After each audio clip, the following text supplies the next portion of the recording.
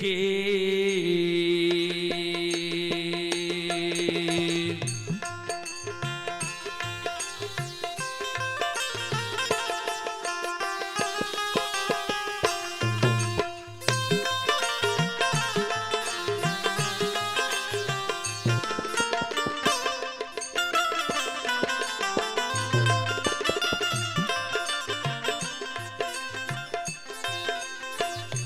हो महीना था बाबा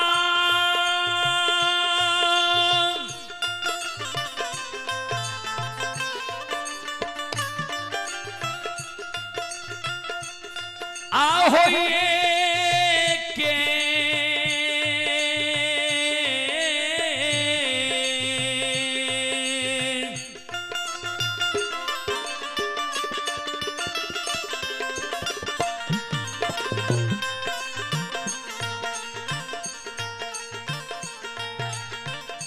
के हो कोई खा के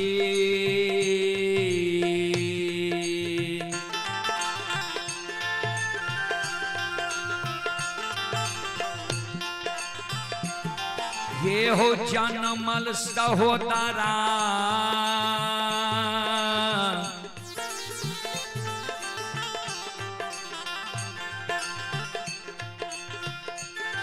महीना था बाबा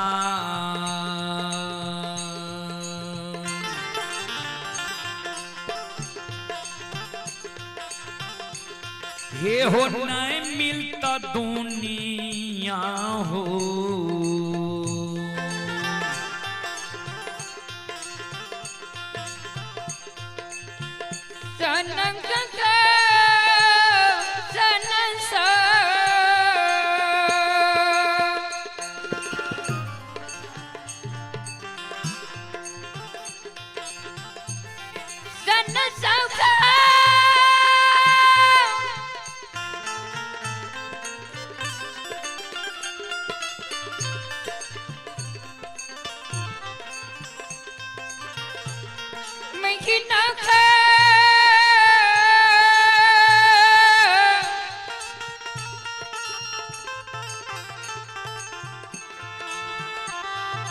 पंडित बाबा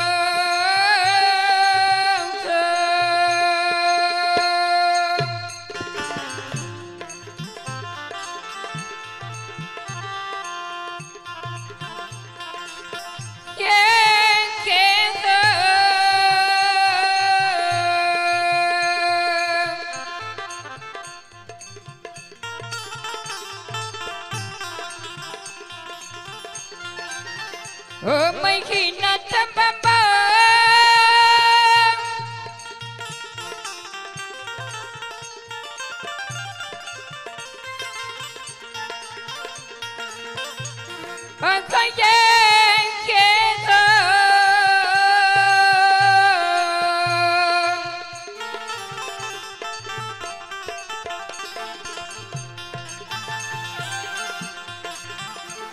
ये कोई के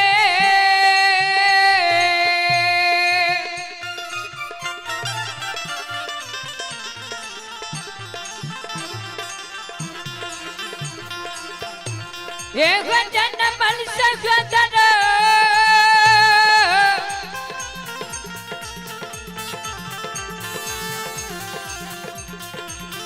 ओ महीना था बाबा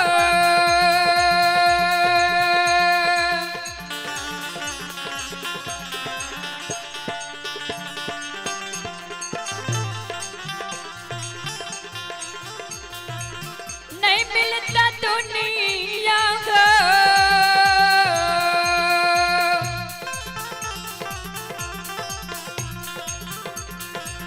सना को सना को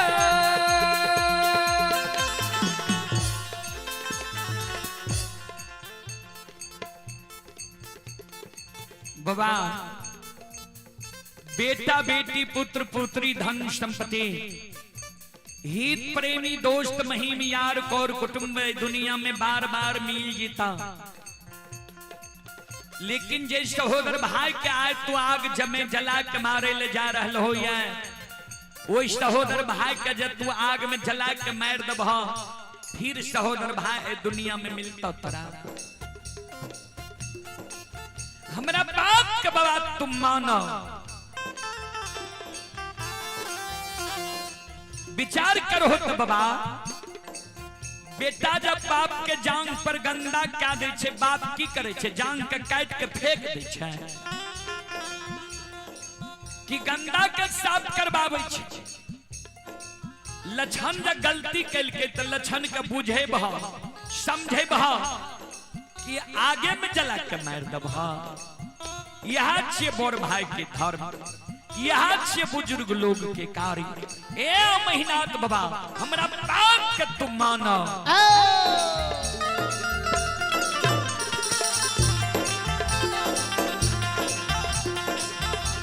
आओ ये लछन के नहीं आग में जय हो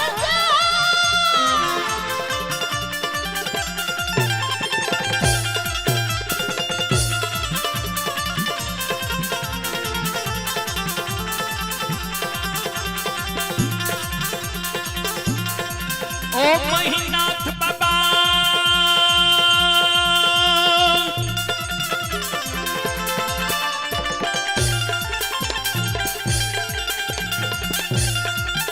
आओ हो लछन के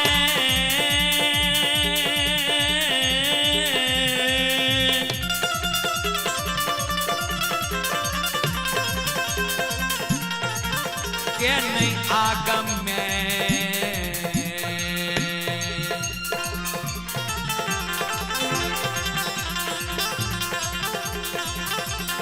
चलियो ये महीना पंडित बाबा।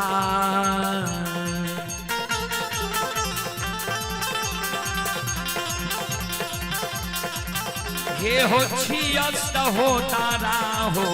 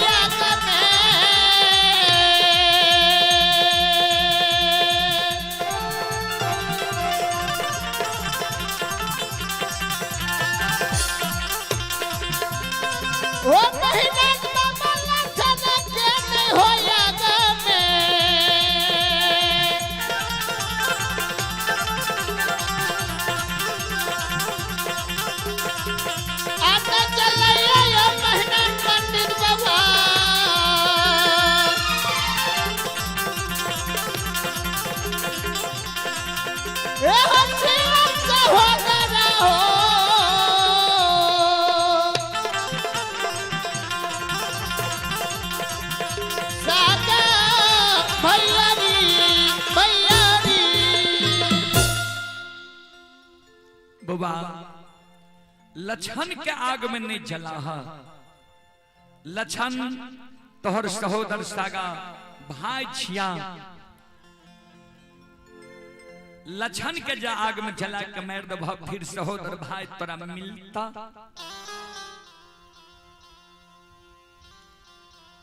आई पुरस्कार की ओर संत शिरोमणि श्रोताबंधु मां बहन बाबू भैया सब आप ही दिवाकर यादव ग्राम धनखेता थाना गोगरी जिला खगड़िया। दिवाकर बाबू की ओर से सौभाग्य साथ बड़े उदार दिल से 151 रुपए की पुरस्कार आए हैं। पहलवान सुबोध यादव ग्राम जोरावरपुर पसाट थाना बिल्दौर जिला खगड़िया, उनकी ओर से शानदार 201 रुपए की पुरस्कार आए हैं। श्रद्धालु को बहुत बहुत धन्यवाद, लाख लाख शुक्रिया, बहुत बहुत साधुवाद। और सुबोध बाबू का फरमाइश है खोनिया बंश बला भागे। सज्जन बने। श्रद्धालु को बहुत बहुत धन्यवाद, लाख लाख शुक्रिया, बहुत बहुत साधुवाद।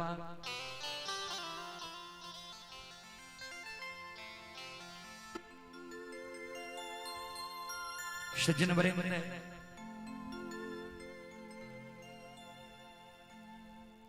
महीनाथ बाबा मंगरू पंगरू दोनों भाई के कल के रे मंगरू पंगरू दोनों, अरे मंगरू पंगरू तोरा हम आदेश दे ले लियो कि तोहर उपदेश सुने ले लियो। ये बाल सात का चंदन के चेला चीर के ढेर लगे में कि नहीं, बोल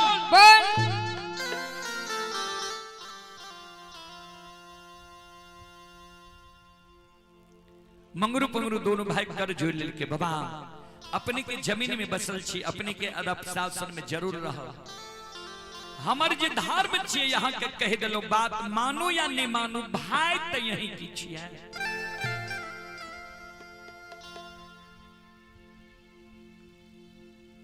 मंगरू पंगरू दोनों भाई रुखान बसोला आरी कुल्हारी ले के पोखर के महार पर पहुंच गए। कभी लिखनी है बाबूजी,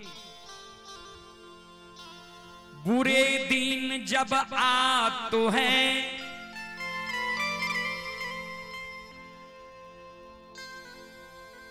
तीन चीज भयो भीन, खाना पानी बैस की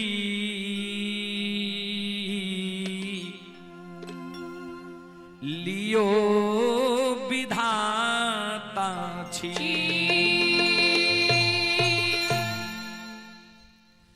बुरे दिन जब आत है तीन चीज भयो भिन्न, खाना पानी बैस की लियो विधाता छी। बुरा समय जब मानव के आबे वाला रहे छे न, भगवान तीन गो चीज पहले छीन ले छे।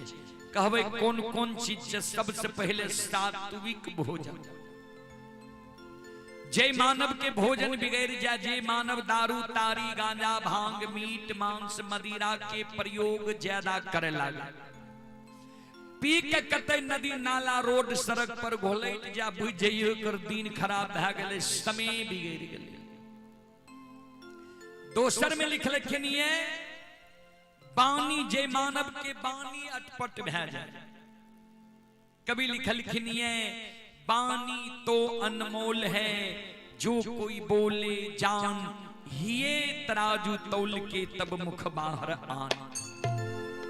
बानी अनमोल छे बाबूजी, लेकिन वह मानव के बानी अनमोल छे जे अपना हृदय के तराजू में तौल के शब्द के बाहर निकाले छे। तीसर में लिख लिखनिए बैस की यानी बैठने उठने संगति, जे मानव की संगति बिगड़ जाए। कभी लिख लिखनिए संगत से गुण आते हैं, संगत से गुण जात, बांस फांस मिश्री एक के भाव विकार। महीनाथ बाबा कहे बुरा संगति के असर भय गए।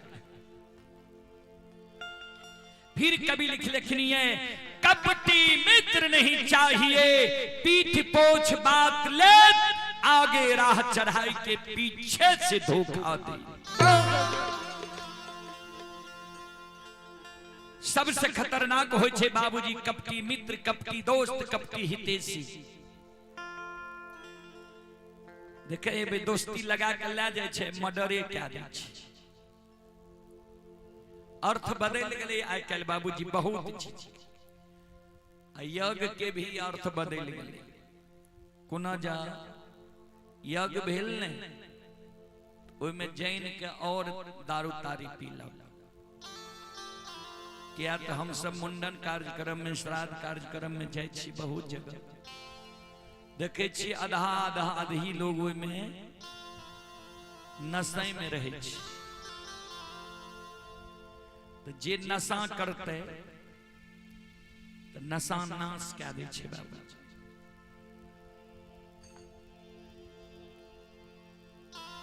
कवि लिखनी है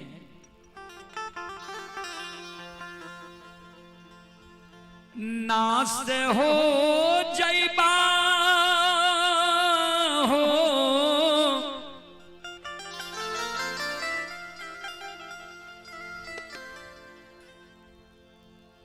नास हो जैबा हो भैया नास हो जैबा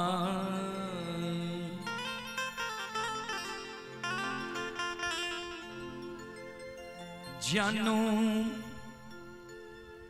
पिय तारी तारी नाता नास हो जैबा।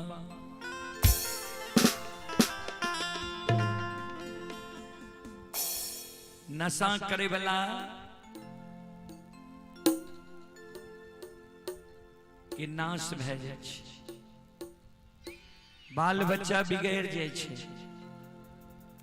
समाज में हसारत भए जाय छै, और जेकर कद बड़ा छै उ नशा करे छै तो ओकर कद सबके नजर में छोटा भए जाय छै। लगाओ की रहते उ त नशा करे छै, दारू तारी पिए छै। ए कारण विनती करब, प्रार्थना करब, बाल बच्चा के भविष्य के लिए, समाज के भविष्य के लिए, माता पिता के भविष्य के लिए, पत्नी की मर्यादा के लिए नशा नहीं करो। क्या तो वैसे फायदा नहीं है, गर फायदा है। सज्जन बड़े सात गर चंदन का काट के चेला चीर के मंगरू पंगरू दोनों भाई ढेर लगा दिल के दोपहर में लछन पहुंच गए गाय के पानी पिलावे सरहा घाट पर। चेला के ढेर देख के लछन मन में सोचे भैया चेला किया चिरा दिल के। पहुंच गए मंगरू पंगरू लग खड़ा भे गए, ए ओ मंगरू भैया किया चेला चिरलो के कहल को चेला चिरे। मंगरू पंगरू दोनों भाई लछन के बैसा लल के लछन के समझावे, लछन सुन हे रे तोरा जाय दुनिया में जिंदा रहना छो,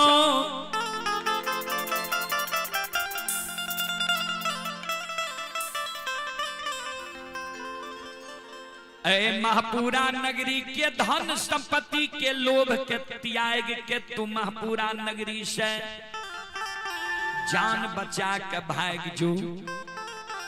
लछन कल के तोरा पूछे छिय चेला किया चिरे छो, हमरा कह छो जान बचा के भाग जाले, की भेले जान बचा के भाग जाले। कल के सुन से लछन हे रे तोरे ले रे भाई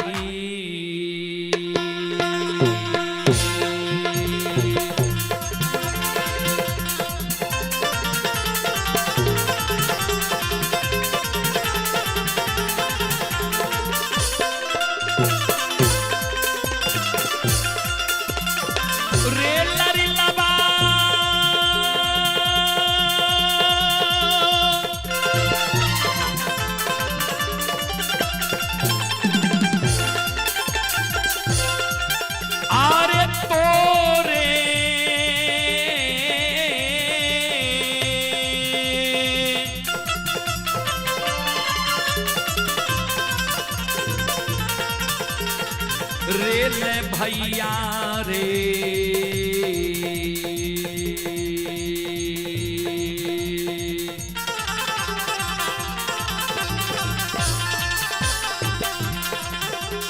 रे चेला चिरेल को लछन बबुआ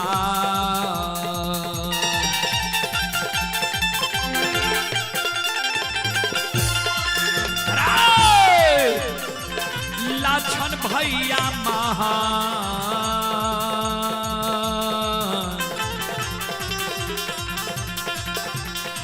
पुराना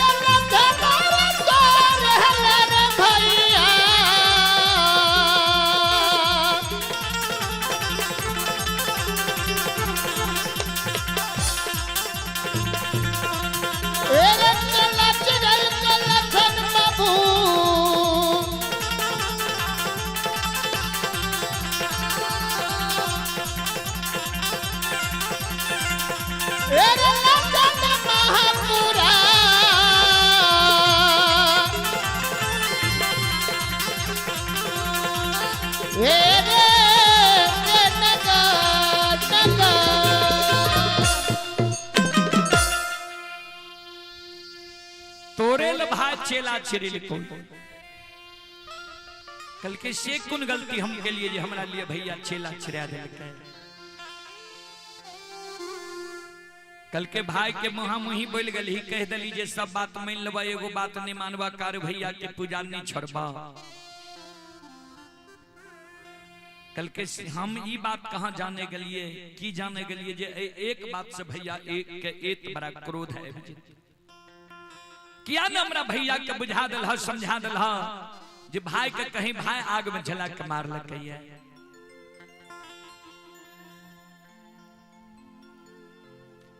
कल के उ भाई रहती हो तब ने ए बात के बुझती हो हेरे महीना थ पंडित बतोराल भाई नहीं रहलो ये भाई सकसाय बन गलो ये महीना पंडित के बुद्धि ज्ञान विवेक हरा गलो नष्ट भा गलो ये तोरा दा ए दुनिया में जिंदा रहना छो जान बचा के भाई लक्षण मन में सोचे भैया जब चेला चिरा दिल के ताब त आग में जला के मारिए देते तब बचे के कारण हम जाए छी समाज में समाज के मनोरंजन प्रमुख लोग के कहबे भैया हमारा लिए चेला चिरा दिल के हमरा भैया के यहाँ सब बुझा दियो समझा दियो जे हमरा आग में नहीं जल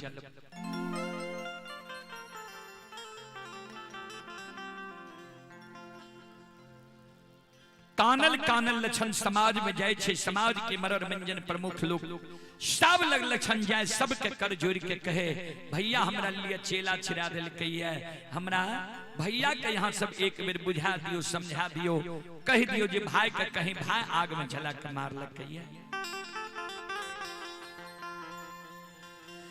कोई समाज लक्षण के सहारा नहीं बने छे कोई समाज नहीं लक्षण के कहल के जे तोरा हम भाई से बचा ले अंत में लक्षण बाबूजी कवि लिखनी है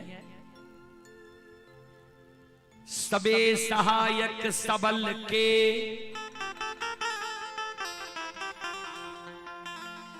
निबल ना कोई सहाय पवन जगावत आग को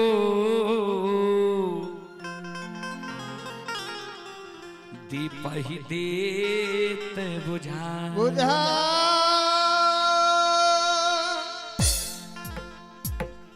सबे सहायक सबल के निबल न कोई सहाय पवन जगावत आग को दीप ही देत बुझा सब समाज में सहायता करे छे मुहगरे लोग की बाबूजी गरीब की सहायता करे वाला क्यों नहीं उदाहरण दलखिनी है आग छे सबल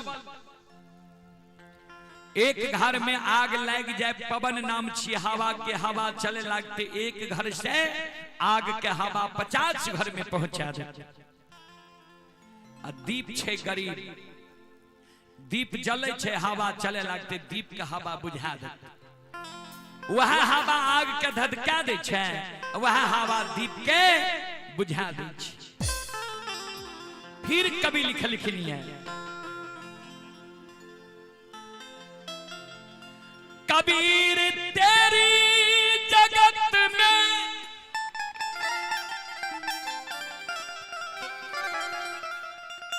देखी उल्टी रीत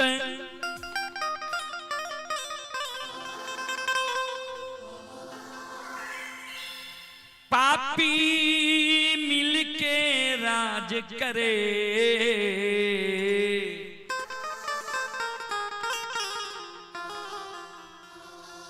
साधु मांगे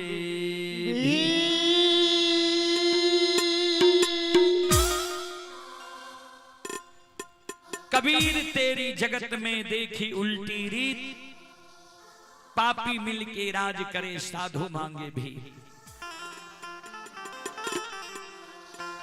कुर्सी के कारण देखे छी उठा पटक बेमानी से तानी। आ साधु जब भीख मांगे चल आवे तो हमर माय बहन कह लगे हेन मोटगर डटगर शरीर छ कमा के नहीं खाए छ जे भीख मांगने गुरे छ। कोई नहीं सहारा लछन के हुई,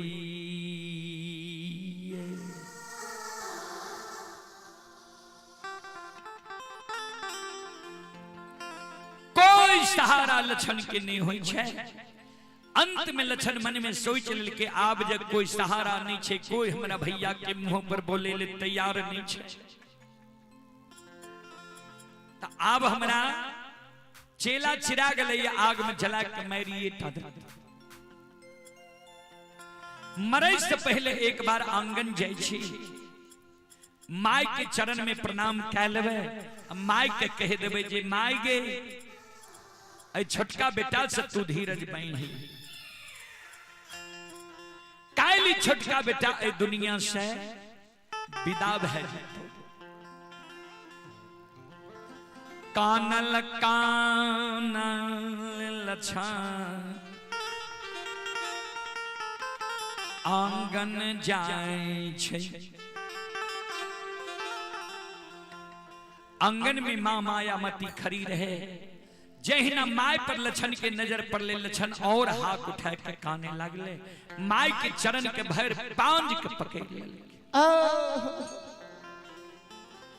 माय दयालु, ध्यान देवे श्रोता सज्जन मृद मां बहन बाबू भैया सब, माय दयालु लछन के भर पांज के पकड़ के हृदय से लगा लेके। पुत्र कुपुत्र हो जाई,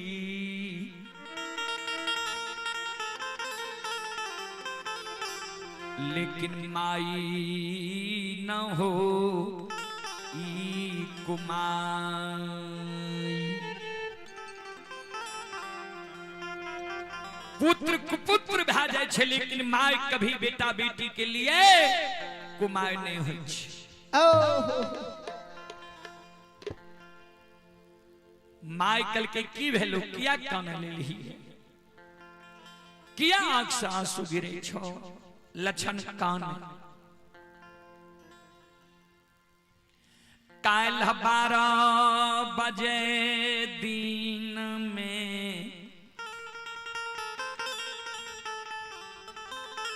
ए दुनिया से विदा भै जइबौ।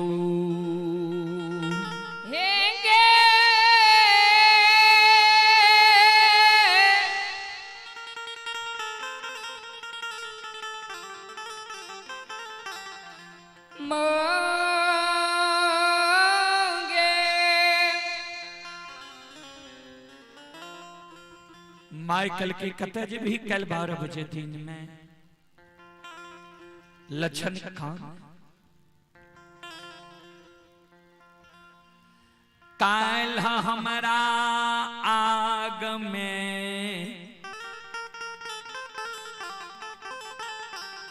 जला के मार देतई।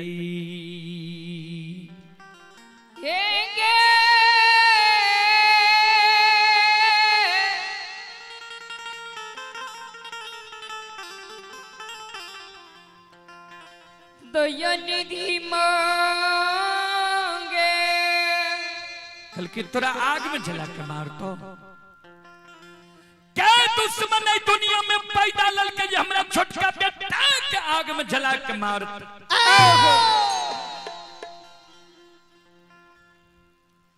केकरा साथ कौन गलती कैली जे के तोरा कहल को आग में जला के मार देब। जल्दी बोल ले।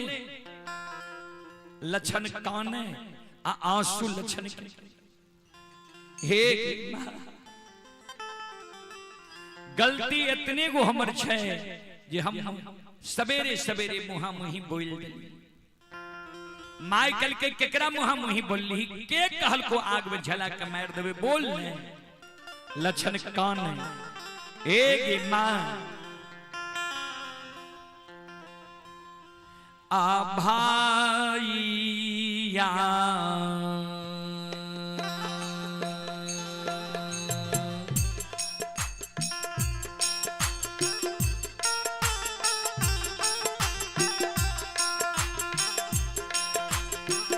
मयो हे गए भाईया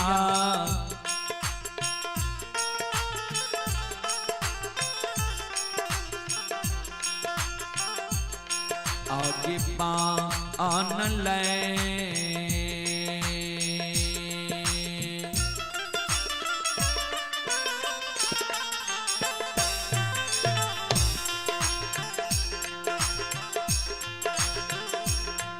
आकसैया घे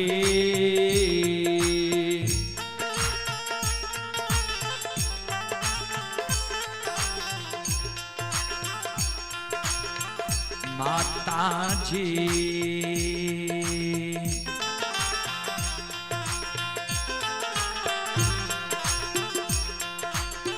हमरा लिए महा पूरा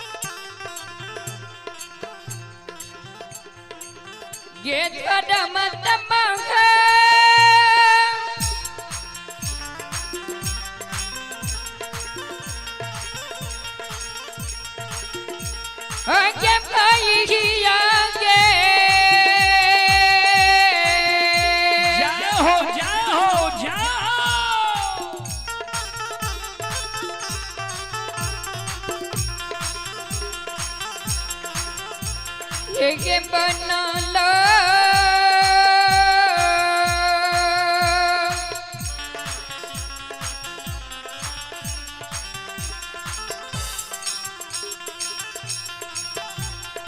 कसैया गे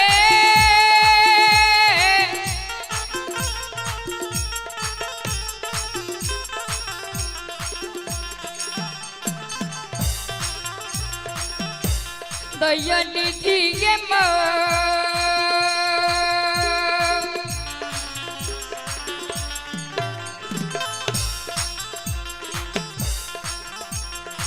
हमरा ने ये मौका पूरा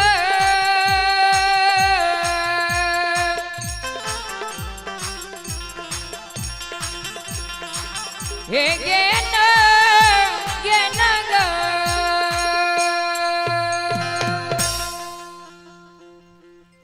माँ भाई तोरा लिए हमरा लिए कसाय बन लो ये कल के कौन भाई तोरा लिए कसाय बन लो कल के जे भैया के काशी में पढ़ा के ज्योतिष पंडित विद्वान आचार्य बनेगी कल के मेहनत पंडित लक्षण कल के हाँ माय कल के आंसू के पूछ एहनो हो भाई के कहीं भाई आग में चला के मार लगे मेहनत पंडित तोरा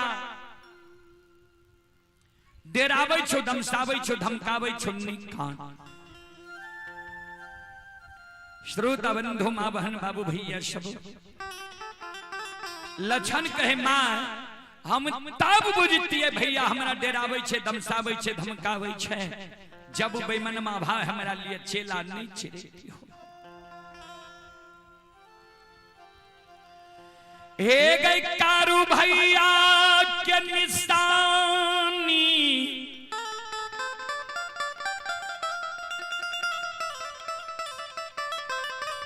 सात गा चंदन के काट के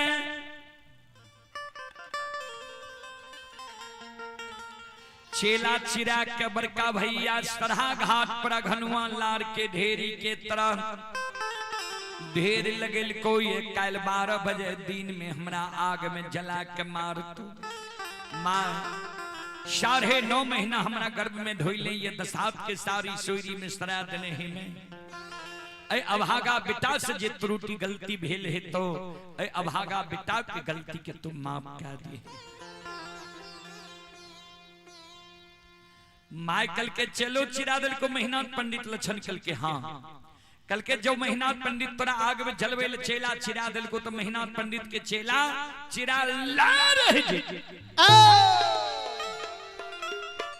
चल मेहनत पंडित के हम बुझा देवे समझा देवे तोरा आग में नहीं जले तो चल। लक्षण कल के माँ नहीं जो भैया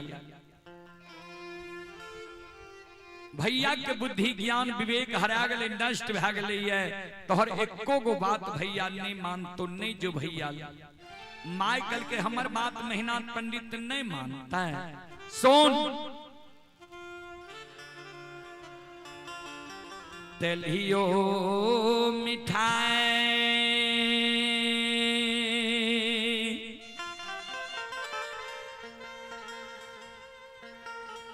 मिठाइए होई छई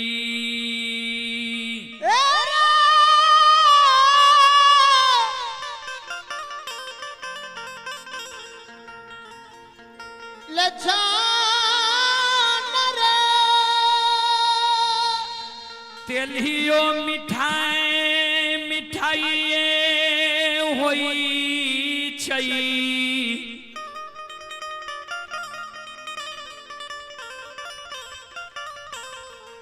अल्लेलियो माए बेटा बेटी के लिए माइए होई छे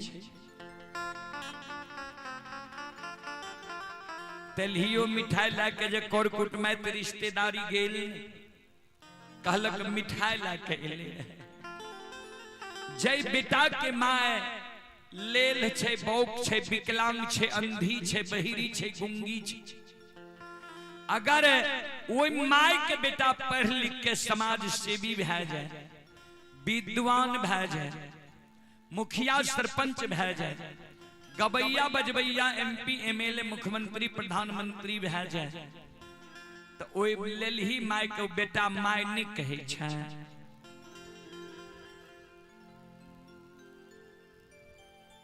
लक्षण केहनो जब पढ़ के पंडित ज्योतिष विद्वान आचार्य मेहनाथ बनले है हमरे क्वेश्चन जन्म लेलकै है जननी हम ही न छियै हमर बात नहीं मानत चल हमरा साथ आगे आगे माँ पीछे पीछे लक्षण जा रहे जे द्वार पर मेहनाथ बाबा रहे वही द्वार के नजदीक वो द्वार के नजदीक जब लक्षण गले है लक्षण मन में सोचे भैया तो वही ना हमारा पर क्रोधित भेल छे अब भैया के नजर के सामने जेबे न और हमारा पर क्रोधित भेल लक्षण माय के आंचर छोड़ दी छे एगो घर में जाके छिप जाए छे माय जाए छे मेहनाथ बाबा लग माय मन में सोचे मेहनाथ पंडित लगते 10-20 गो प्रतिष्ठित लोग हर समय बैसल रहे छे हमरा घर के बात आ ओई जगह जाके ई बात कोना कहबे माय तात के और में काने ला आंख से आंसू माय के तात के और में गिरे ला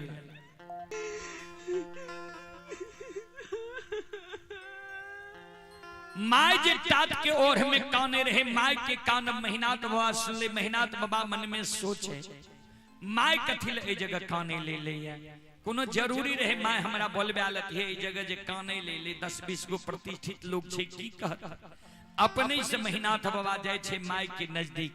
जहिना माय के नजदीक महीनाथ बाबा पहुंचले है, संत शिरोमणि श्रोता बंधु माँ बहन बाबू भैया सब ध्यान देवे। जहिना माय के नजदीक पहुंचले महीनाथ बाबा, माय पर नजर पड़ले, माय और हाथ उठा के काने लगा।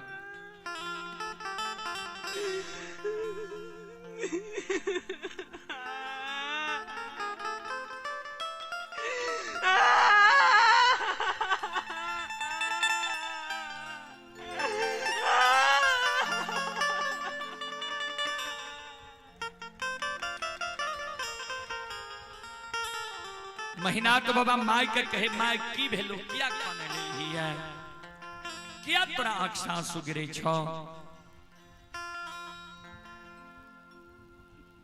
माय काने कुछो नहीं बोले, ध्यान दे।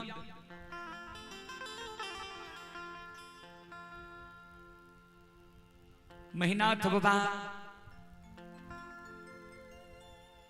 कि ससुराल रहे सहरसा जिला नवहट्टा प्रखंड परसबन्ना गांव। कारू बाबा की ससुराल रहे दरभंगा जिला बहेरी प्रखंड आमा बिजुलिया गांव। बहेरी प्रखंड में 2 गो बिजुलिया छे, शेर बिजुलिया आमा बिजुलिया। आमा बिजुलिया में कारू बाबा की ससुराल रहे। तो महीनाथ बाबा माय के कहे माय गे परसबन्ना वाली तोरा कुछो कह दिल को, या बिजुलिया वाली दुल्हन को न उल्हन बना दल को जे तू कानल हमारा लगल ही है। माय कानई छई कैन कैन के महीनाथ बाबा के कही हेरो महीनाथ बेटा आकांगा थी ले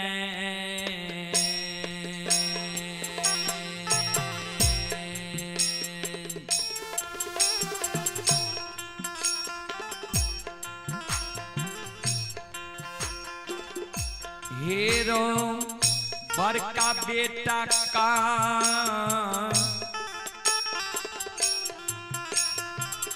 थी ले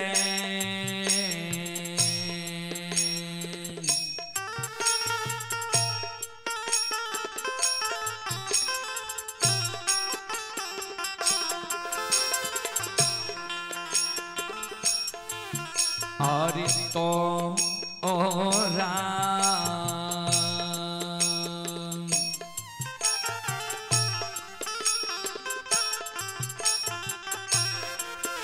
आप पर है लियो रे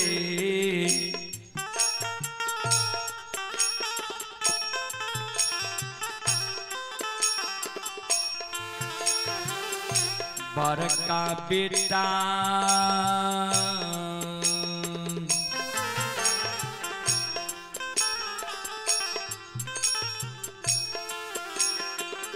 बेटा हेरे का सीधे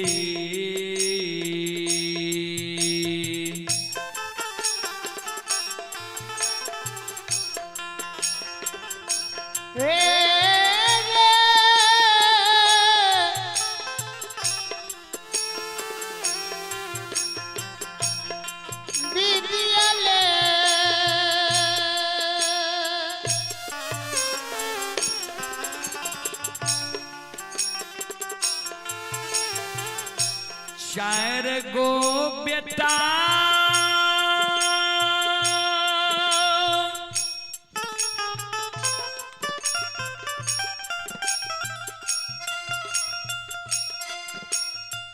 भगवान यही बुढ़िया माय के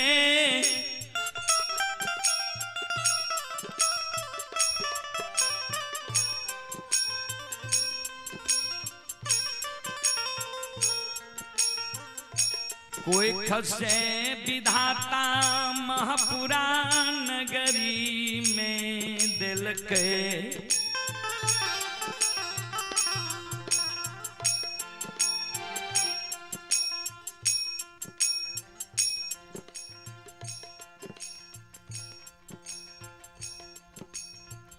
चार गो बेटा में सबसे बड़ भाग्य तू जन्म ले। तोरा हम काशी में पढ़े लियो जी, चार गो बेटा के हम नहीं पढ़ा सकबे, एगो बड़का बेटा के पढ़ा लेबे आ तीन गो छोटका जब मूर्खो रह जते ने, एगो बड़का पढ़लका बेटा तीनों छोटका मूर्खा के बुझा के समझा के घुंघेट के रखते, लेकिन तू नमक हराम बन गेली। कथी ले तोरा हम काशी में पढ़े लियो रहे। महीनाथ बाबा कल के माँ हमरा जब काशी में पढ़े ली तो गलती कौन के लियो हम माए माया मती कानई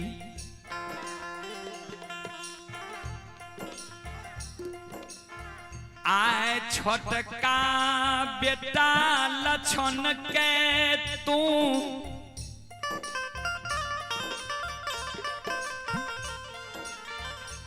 की कह दिलही है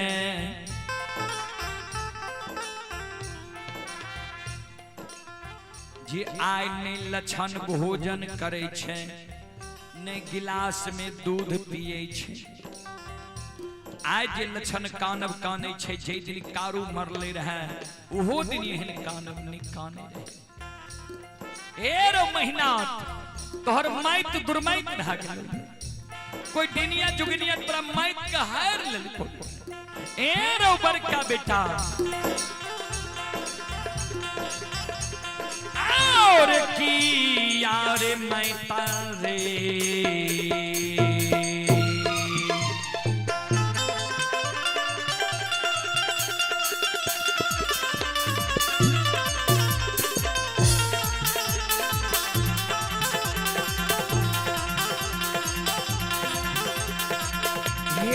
महीना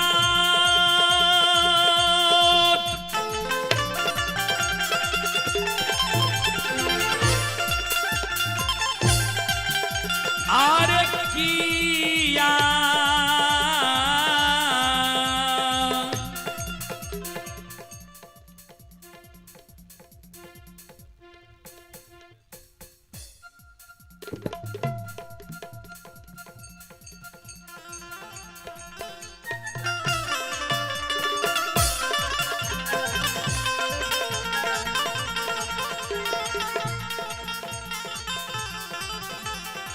आइए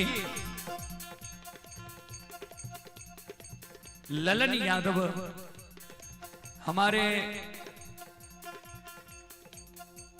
स्वर्गीय उपेंद्र बाबू के छोटे सुपुत्र हैं, बिहार पुलिस ASI ललन बाबू की ओर से श्रद्धा के साथ बड़े उदार दिल से अपने पिताजी की आत्मा की शांति के लिए श्री चरणों में भगवान स्थान दे, इसके लिए 501 रुपये की पुरस्कार आए हैं।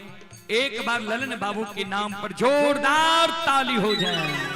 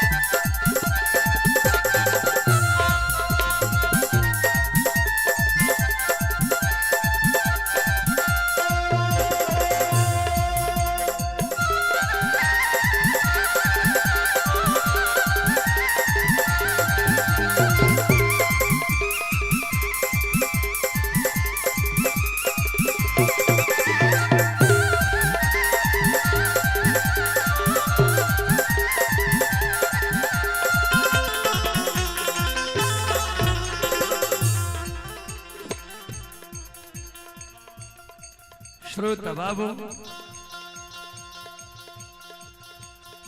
माँ मायामती जी कहल के मैं तो दुर्मैत भा गेलो ये महीनात बाबा कल के मैं समझ गेलियो कते लिए तो लक्षणा के पैरवी में हमरा लगल ही जो लक्षणा के पैरवी में एले भले एले सारी बात तू जान ले दुश्मन कारू के पूजा करे छो नाम जपे छो जय कारण बन गो महिषी के ब्राह्मण लोग हमरा हंस दुष्ट मारे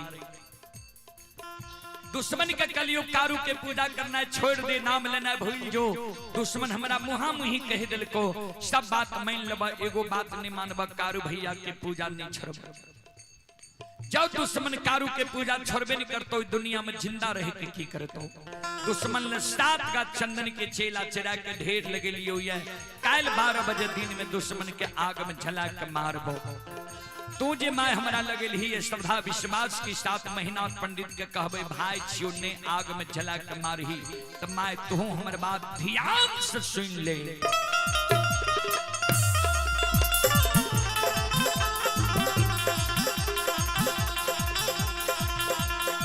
जय दिन से जन्म ले लिए ये जन्म ले लिए अब बुझे समझे वाला भलिए वो दिन से तोहर सारी बात हम मान लियो ये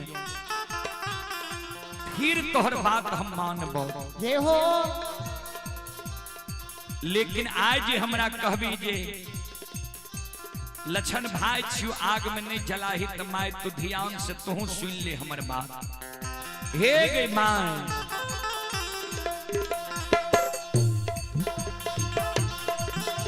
आओ गया जो ये बात नहीं जे हो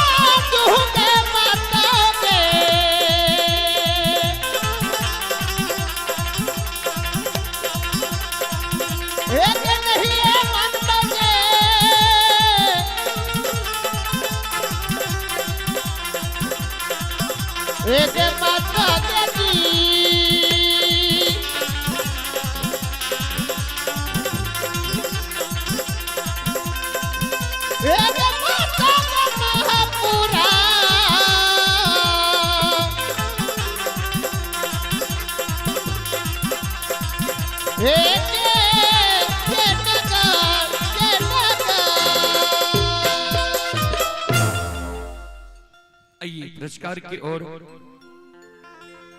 आप हैं दिनेश बाबू ग्राम कोनी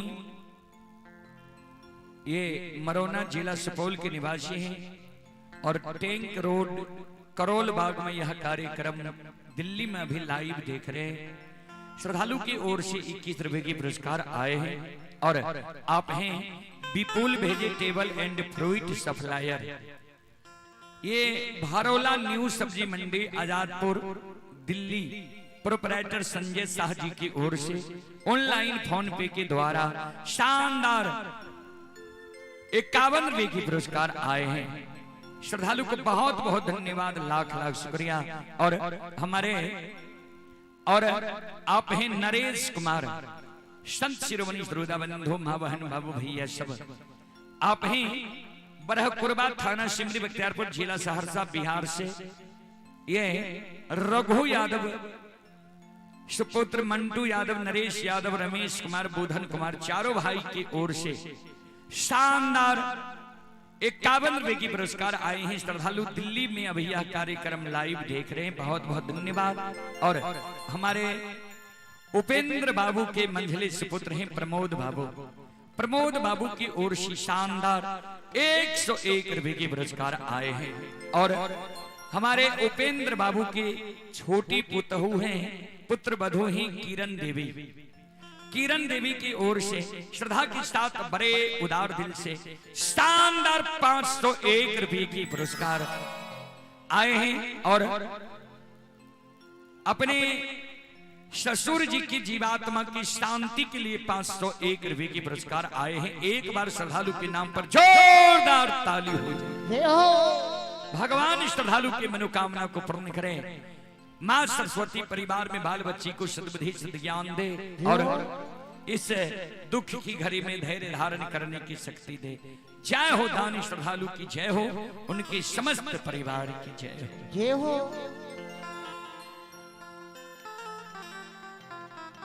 और आप ही संत शिरोमणि श्रोता बंधु, ये मंटून यादव, इंग्लिश लगार, थाना प्रवक्ता, जिला खगड़िया, 201 रुपए के पुरस्कार आए हैं। श्रद्धालु को बहुत बहुत धन्यवाद, लाख लाख शुक्रिया, बहुत बहुत साधुवाद। जय हो धानी श्रद्धालु की जय हो, उनके समस्त परिवार की जय हो। आइए, आप हैं उपेंद्र बाबू के बहन हैं, अररिया की ओर से 101 रुपए के पुरस्कार आए हैं। बहुत बहुत धन्यवाद, बहुत बहुत साधुवाद। तोहर महिमा अपार,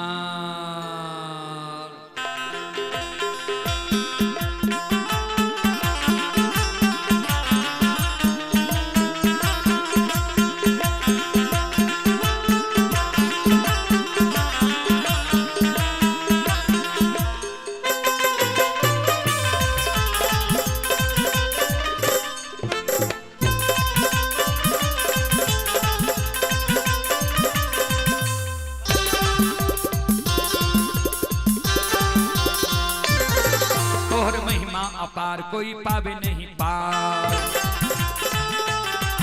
और महिमा अपार कोई पावे नहीं पार, तोहर महिमा अपार कोई पावे नहीं पार, तोहर महिमा अपार कोई पावे नहीं पार, तोहर महिमा अपार कोई पावे नहीं पार, तोहर महिमा अपार कोई पावे नहीं पार, तोहर महिमा अपार कोई पावे नहीं पार। दानी के मनसा पूरा बना,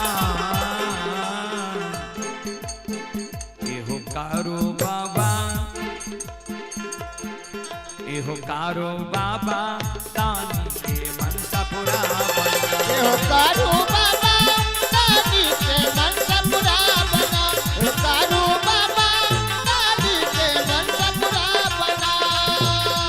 तोहर महिमा अपार कोई पावे नहीं पार, तोहर महिमा अपार कोई पावे नहीं पार, तोहर महिमा अपार कोई पावे नहीं पार, तोहर महिमा अपार कोई पावे नहीं पार, तोहर महिमा अपार गुण गावेला हजार, तोहर महिमा अपार गुण गावेला हजार, तोहर महिमा अपार गुण गावेला हजार, तोहर महिमा अपार गुण गावेला हजार। दानी के मनसा पूरा बना, एहो बाबा कारो, एहो बाबा कारो, भक्ति की शक्ति दिखा बन्ना, एहो बाबा कारो, भक्ति के शक्ति दिखा बना, मां भगवती भक्ति के शक्ति दिखा बना, बाबा कारो, भक्ति के शक्ति दिखा बना, मां भगवती भक्ति के शक्ति दिखा बना, बाबा कारो, भक्ति के शक्ति दिखा बना, मां भगवती भक्ति के शक्ति दिखा बना।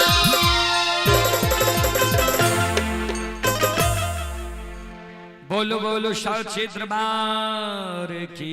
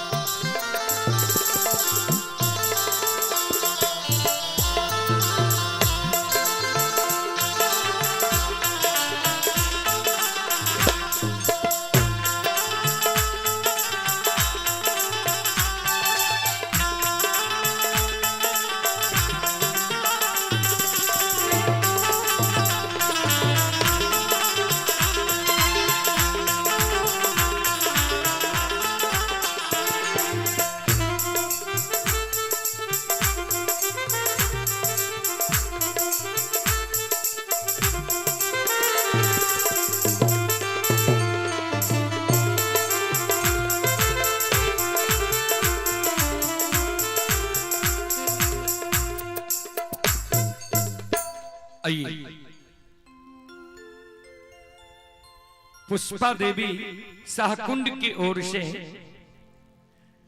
52 रुपये की पुरस्कार आए हैं। अनीता देवी शाहकुंड की ओर से 101 रुपये की पुरस्कार आए हैं।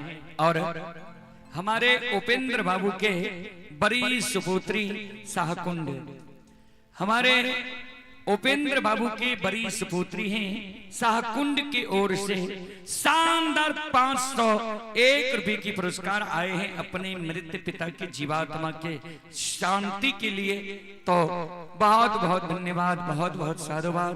भगवान हमारे उपेंद्र बाबू के जीवात्मा को अपने श्री चरणों में स्थान दे। संत शिरोमणि श्रोताबंधो, आइए मीना देवी अररिया की ओर से शानदार 51 रुपये की पुरस्कार आए हैं। जय हो दानी श्रद्धालु की जय हो, उनके समस्त परिवार की जय हो।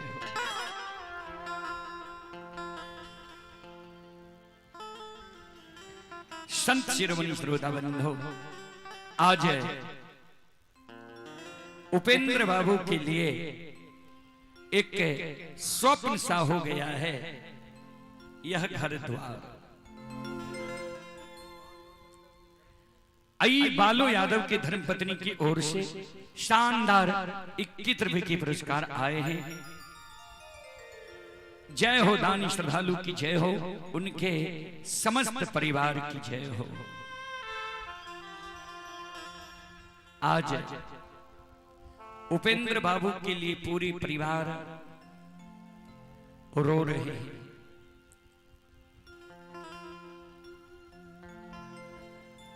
बेटा बेटी पोता पोती सब एक झलक देखने के लिए व्याकुल है। बाबू मोरा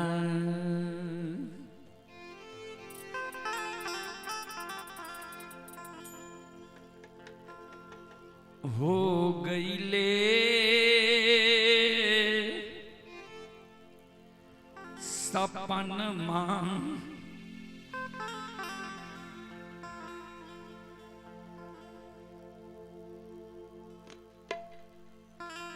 आज उपेंद्र बाबू एक स्वप्न की तरह हो गए।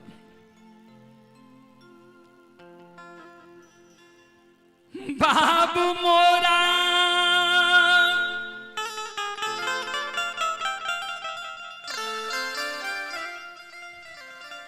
हो गईले सपन मां,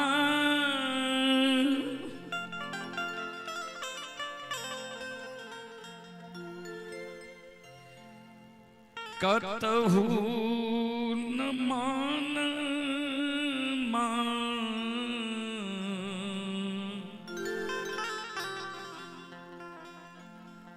लागे ए राम।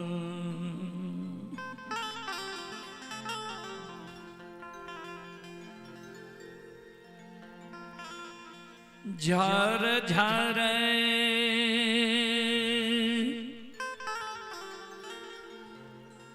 बरसे नयन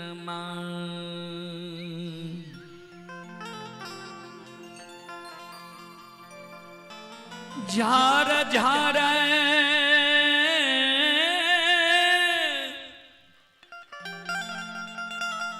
बरसे नयन कतहु न मानमा लागे राम।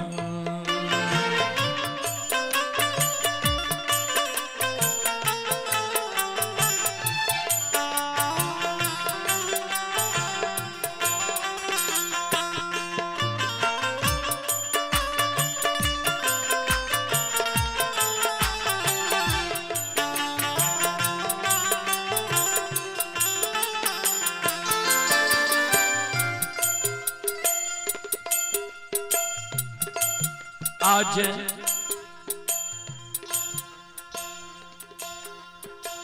जब उपेंद्र बाबू की सुपुत्री आती होगी,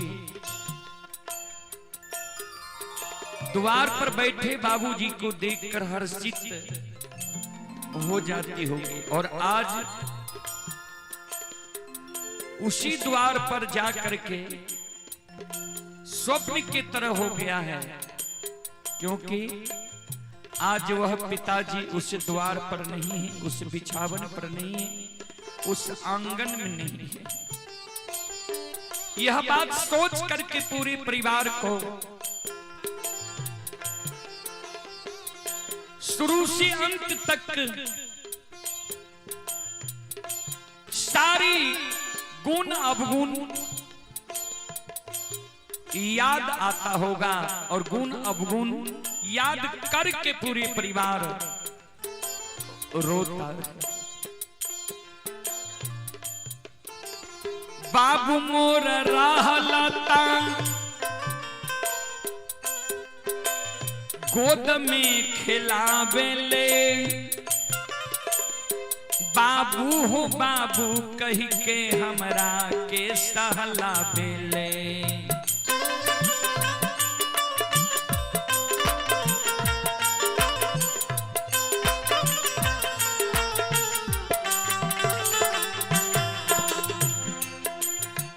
बाबू मोर रहलता गोद में खिलावले, बाबू हो बाबू कही के हमरा के सहलावेले।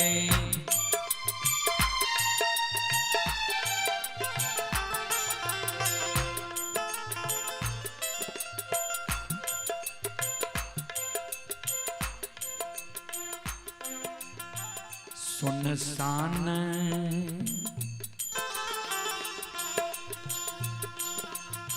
सुनसान लागेला भवन मां,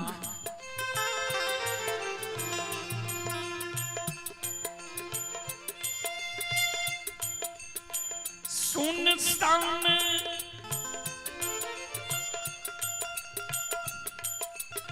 लागेला भवन मां,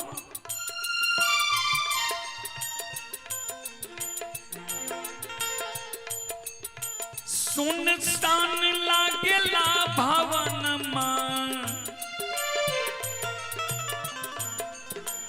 कतहु न मन मान लागे राम।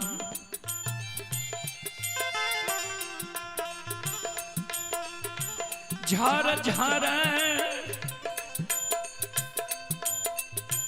बरसे नयन, झर झर बरसे नयन कतहु न मानमा लागे राम।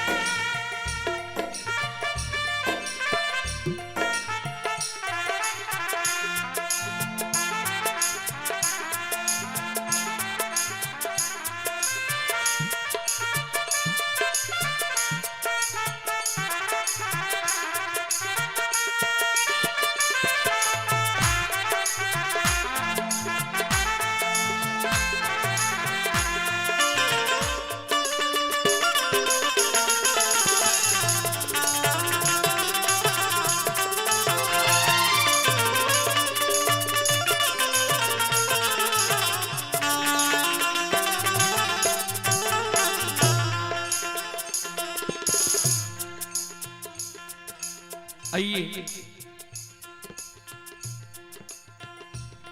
विष्णु यादव सन ऑफ रोहित कुमार लगार परबत्ता खगड़िया की ओर से 201 रुपए की पुरस्कार आए। पंकज चौधरी कजरैली जिला भागलपुर की ओर से 201 रुपए की पुरस्कार आए हैं। और मृत पिता के जीवात्मा के शांति के लिए हमारे स्वर्गीय उपेंद्र बाबू की बड़ी सुपुत्री गीता देवी की ओर से श्रद्धा के साथ बड़े उदार दिल से 501 रुपए की पुरस्कार आए हैं। और स्वर्गीय उपेंद्र बाबू की जीवात्मा की शांति के लिए उनकी छोटी पुत्र वधू ही किरण देवी की ओर से पुनः 501 रुपए की पुरस्कार आए हैं। उनके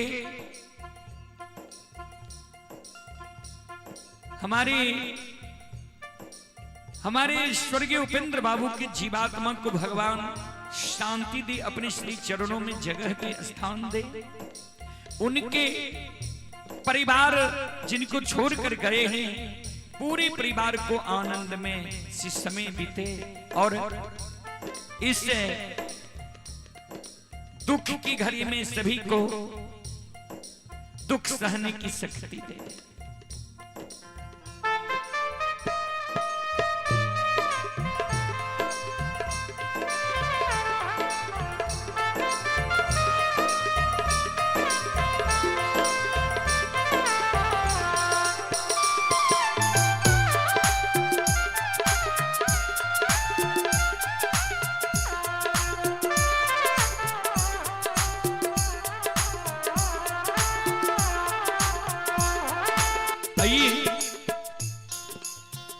उपेंद्र बाबू के छोटी पुतहू रीता देवी की ओर से 101 रुपए की उनकी जीवात्मा की शांति के लिए पुरस्कार आए हैं।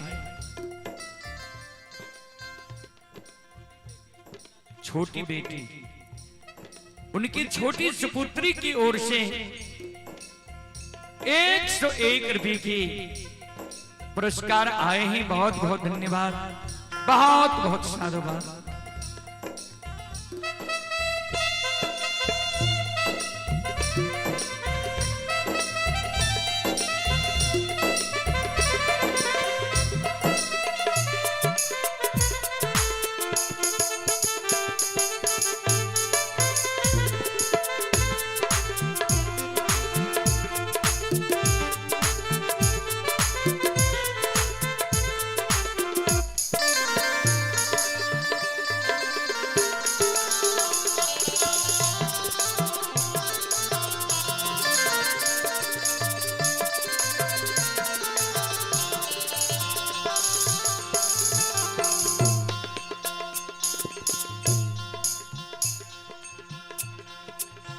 बाबू हमार रहले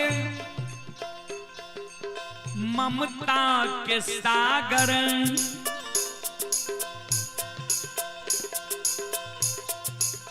उनके से भैली ई दुनिया उजागर।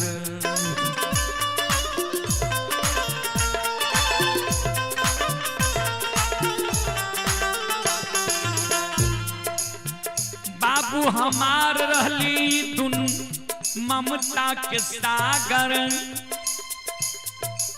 उनके से भैली दुनिया उजागर।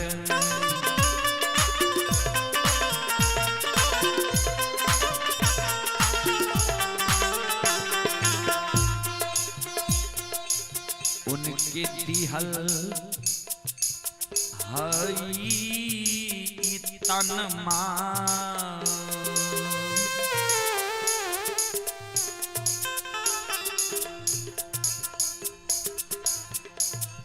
उनके दिहल हई तन मान।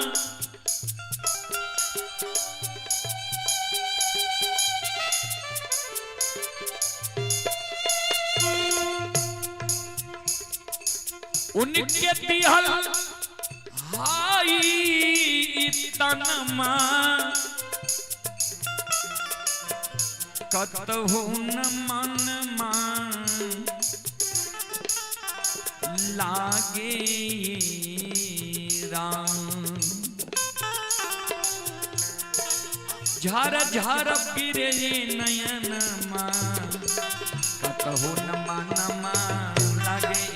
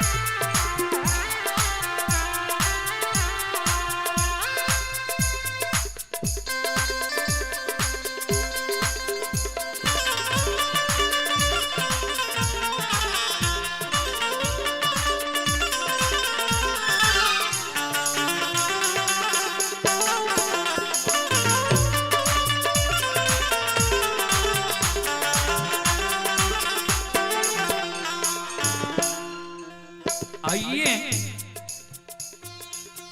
सुनील समिति बाबू की पूजनीय माता जी अपने भैंसुर की जीवात्मा की शांति के लिए 101 रुपए की पुरस्कार भेजे हैं।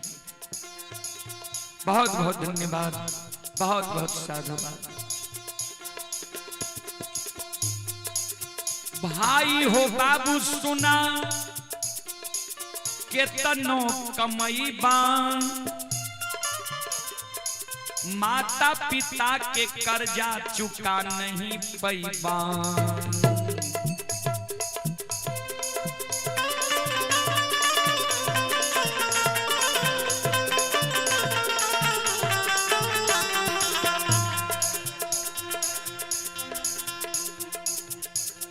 आइए पिंकू यादव के फुआ जी की ओर से शानदार 51 रुपए की पुरस्कार आए हैं। बहुत बहुत धन्यवाद, बहुत बहुत साधुवाद। बाबू हो भैया सुना केतनो कमईबा माता पिता के कर्जा चुका नहीं पैबा।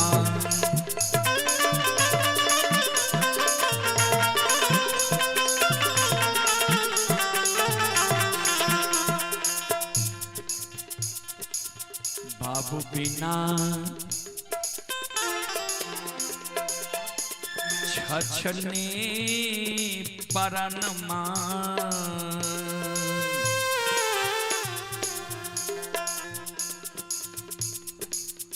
बाबू बिना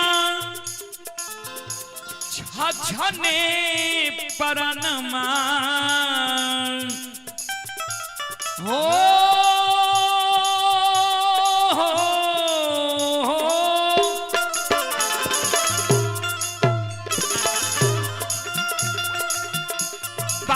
बिना छछने परनमा कतहु न मन लागे राम। झार झार बरसे नयन मान, कतहु न मान लागे राम हो।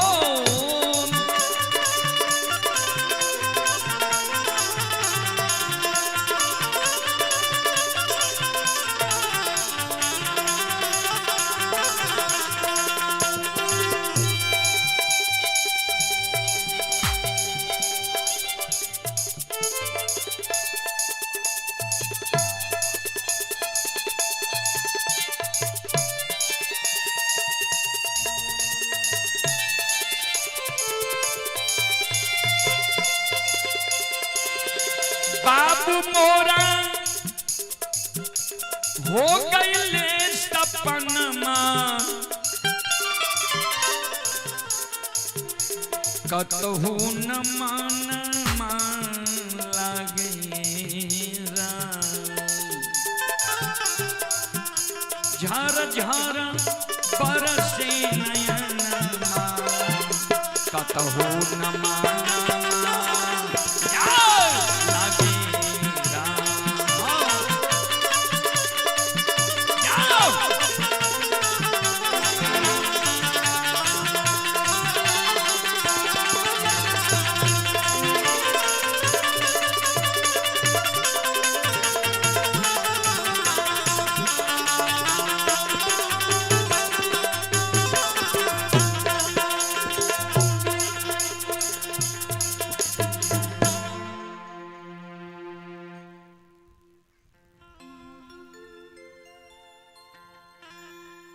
आइए अमित बाबू की पूजनीय माता जी की ओर से अपने भैसुर की जीवात्मा की शांति के लिए 101 रुपए के पुरस्कार आए हैं। और संत शिरोमणि गुरुदेवबंधु आप हैं स्वर्गीय उपेंद्र प्रसाद यादव के बड़े पोता राम प्रवेश यादव की ओर से 101 रुपए के पुरस्कार आए हैं अपने दादाजी की जीवात्मा की शांति के लिए। और स्वर्गीय उपेंद्र प्रसाद यादव की पोता अवधेश कुमार यादव, उनके सुपुत्र मयंक नयन कुमार की ओर से 1001 रुपये की पुरस्कार अपने दादा व परदादा के जीवात्मा की शांति के लिए आए हैं। एक बार हमारे स्वर्गीय उपेंद्र बाबू की जीवात्मा की शांति के लिए एक बार आप लोग ताली बजा दें। भगवान से कामना करता हूं अपने श्री चरणों में भगवान स्थान दे, जगह दे।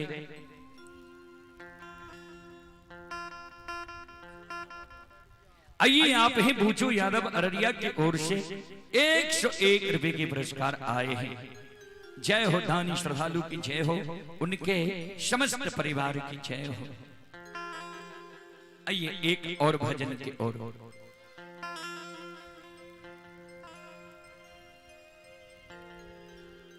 धोखे में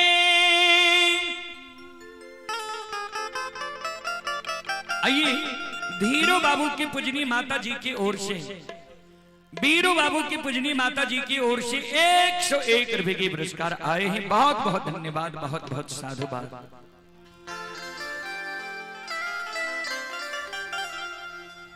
धोखे में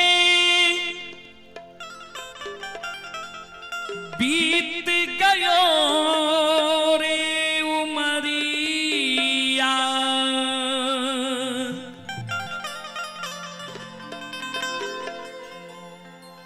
धोखे में बीत गयो रे उमरिया, धोखे में बीत गयो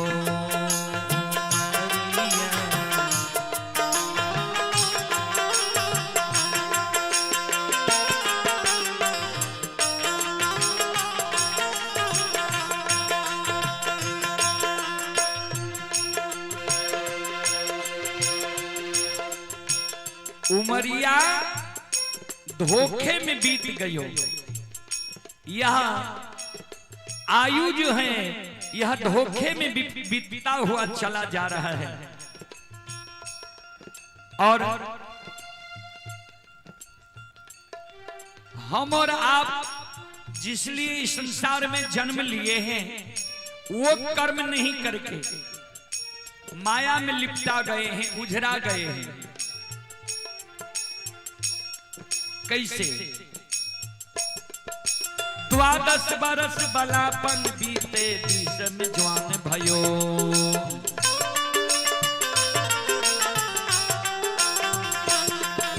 12 बरस बलापन बीते, 20 में जवान भयो।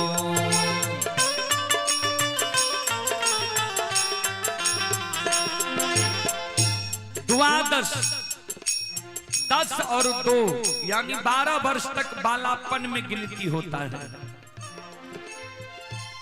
20 वर्ष जब आयु आता है तो कहते हैं अब जवान हो गए, शादीशुदा हो जाता है, 1-2 बाल बच्चा हो जाता है।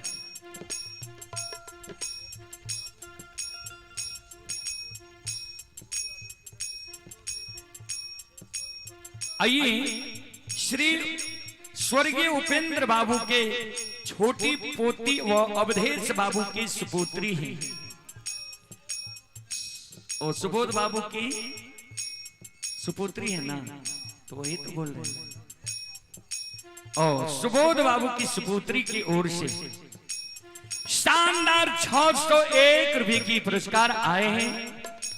बहुत बहुत धन्यवाद, लाख लाख शुक्रिया, बहुत बहुत साधुवाद। लिख के दिल करिए जी।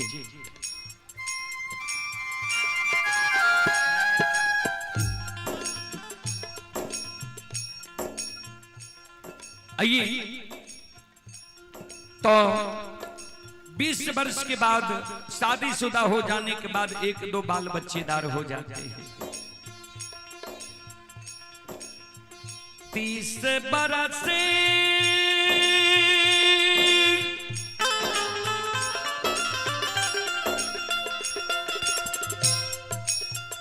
30 बरस माया के पेरे,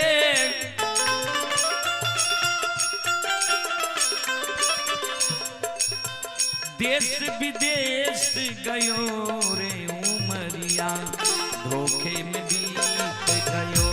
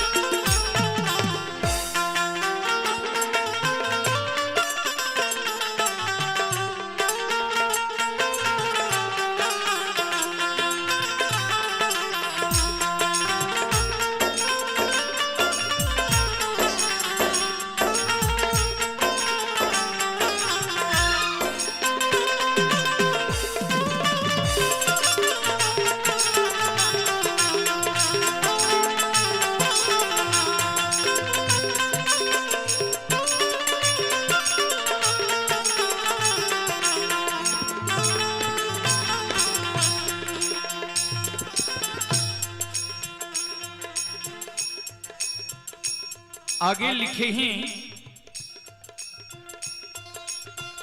30 वर्ष के अंदर प्रदेश चले जाते हैं। फिर लिखे हैं 40 वर्ष अंत जब लागे बाढ़ो मोहनयो,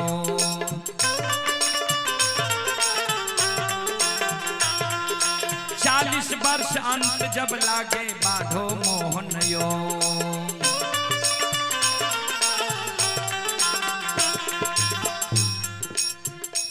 40 वर्ष अंत जब लागे, जब 40 वर्ष आयु हो जाता है तब सोचने लगते हैं अब तो 2-4 बाल बच्चेदार हो गए हैं, अब कितना दिन कमाने वाला उम्र रहेगा, नहीं घर बनाए नहीं जगह जमीन लिए, अब तो प्रॉब्लम है।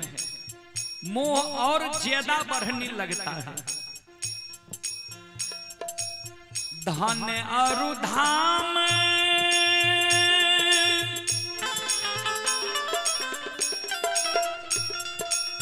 पुत्र के कारण,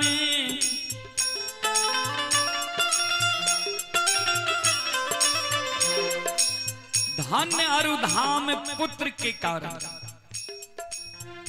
यानी संपत्ति के कारण, घर के कारण, पुत्र को संपत्ति अर्जित नहीं कर देने के कारण प्रतिदिन सोच में लगे रहता है।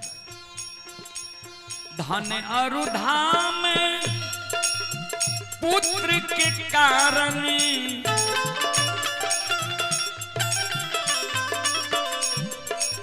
निस दिन सोच भयो रे उमरिया, धोखे में बीत गयो।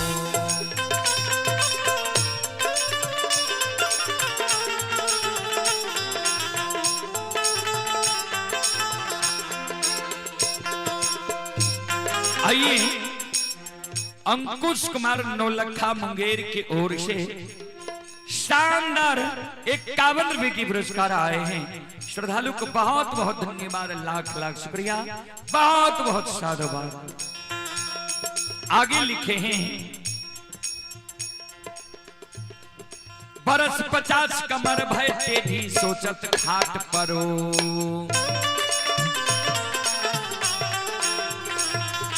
बरस 50 कमर भय टेढ़ी, सोचत खाट परो।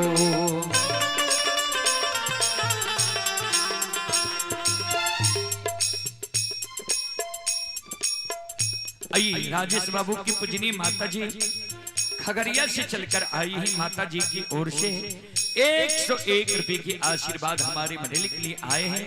माता जी के चरण कमलों में कोटि कोटि नमन करता हूँ, आशीर्वाद चाहता हूँ, भगवान से कामना करता हूँ, भगवान माता जी को भवसागर की नैया से पार लगा दे।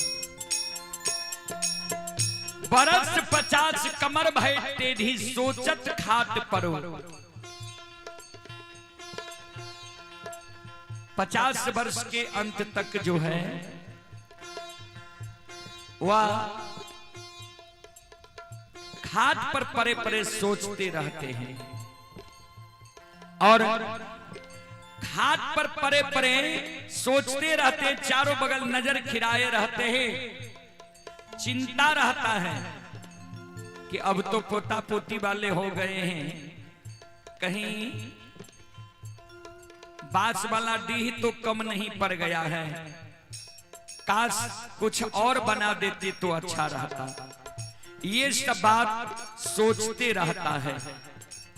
सज्जन वृंद, श्रोता बंधो, और कोई काम अगर बिगड़ रहा है तो वह बच्चे सबको कहता है ये काम बिगड़ रहा है, ये काम बिगड़ रहा है, वो नहीं देख रहा है, अपना तो खाट पर है।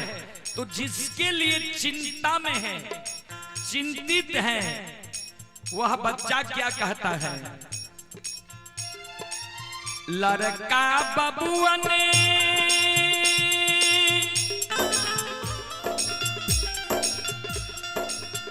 बोली बोले,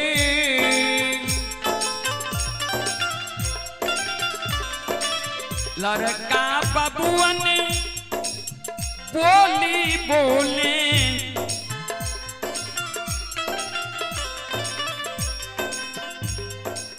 बुढ़बा मरन गयो रे उमरिया, धोखे में बीत गयो।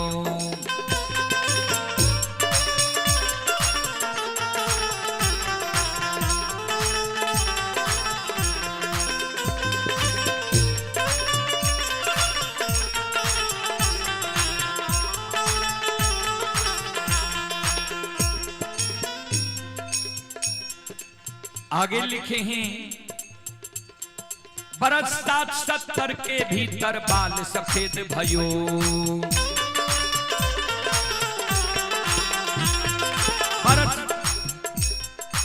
बरस 60-70 के भीतर बाल सफेद भयो।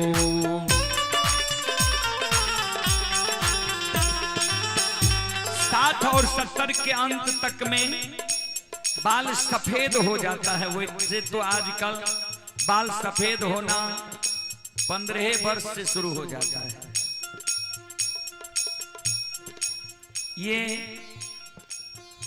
समय की मार है। कफ पित्त बातने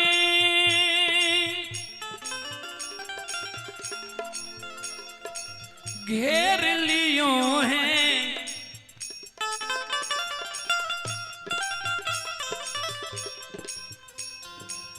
कफ पित्त बातने घेर लियो हैं,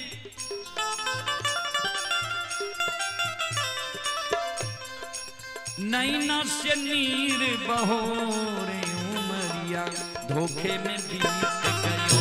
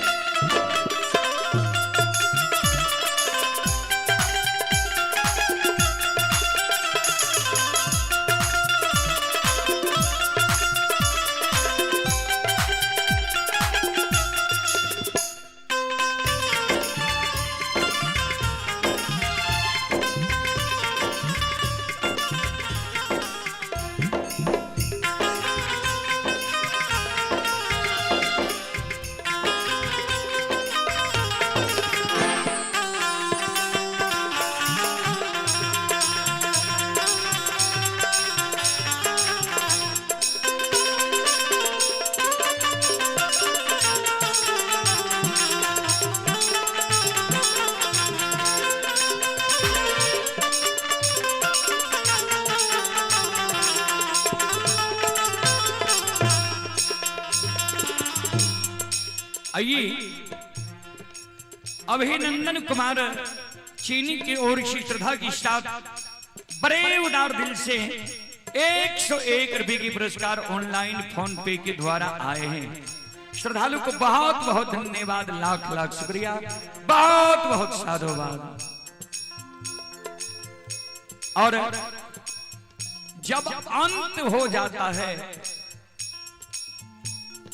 जब तन से प्राण निकलने वाला रहता है और समर्थ हो जाता है, कुछ करने योग्य नहीं रह जाता है, तब यह जीव पछताता है कि हम कहां आए थे और क्या कर लिए। आए थे चावल चबाने, चूसन लगे कपास। इस संसार में हम क्यों आए, लगभग 95% से ज्यादा लोगों को यह जानकारी नहीं है, यह सोच नहीं है कि हम आए क्यों हैं। यहाँ सिर्फ धन संपत्ति अर्जित करने में, भाई में भाई बांटने तक में इस जीवन को समाप्त कर देता है। अंत में यह जीव पछताता है कि हम कुछ नहीं कर पाए। ना गुरु भक्ति न साधु की सेवा, ना शुभ कर्म कियो।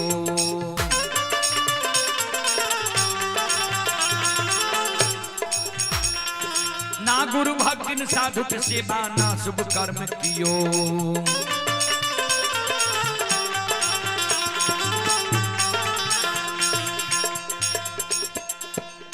कहत कबीर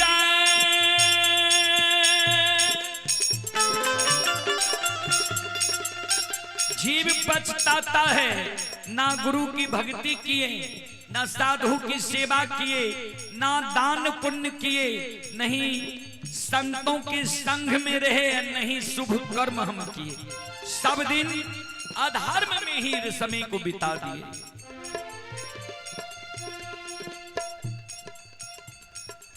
कहत कबीर सुनो भाई साधो,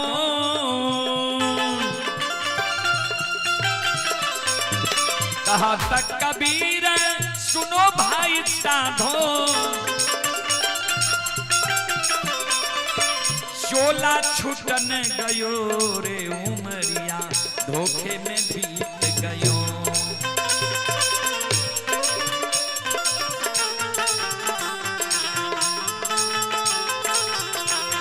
उमरिया धोखे में बीत गयो रे उमरिया, धोखे में बीत गयो।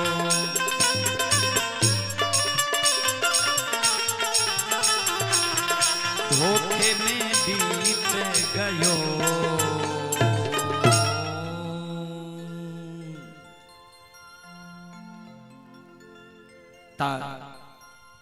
अब प्रसंग पर लक्षण मन में सोच लेके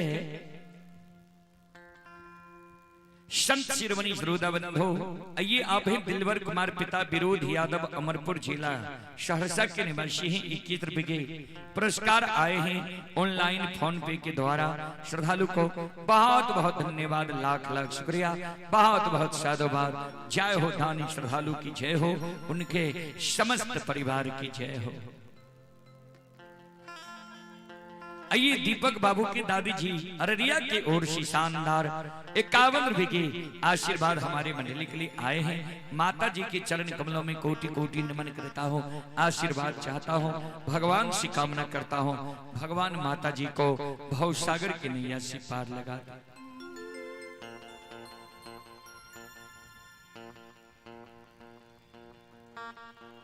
सज्जन श्रोताबंधो,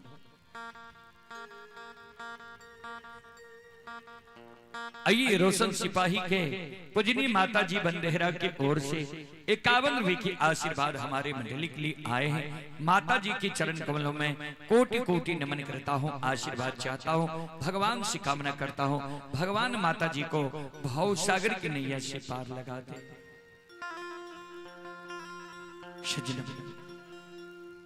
श्रोताबंधो, वही जगत से माय के साथ लगेने लक्षण आंगन गले। आंगन में कारवा के धर्म पत्नी कृष्णावती मचिया पर बैस के बाल झाड़े रहे। लक्षण कृष्णावती के बगल में काने लागले, सारी बात कृष्णावती के बतावे। कृष्णावती कल के सुना, जब भाईजी तोरा से ज्येष्ठ छा, भाईजी क्रोधित भेल छा, भाईजी की नजर से तो महीना 6 महीना साल भर कहे अलग भय जाए। लक्षण मन में सोच लेके ठीके कहे छे, वही जगह से गेले मन में सोचे छे जे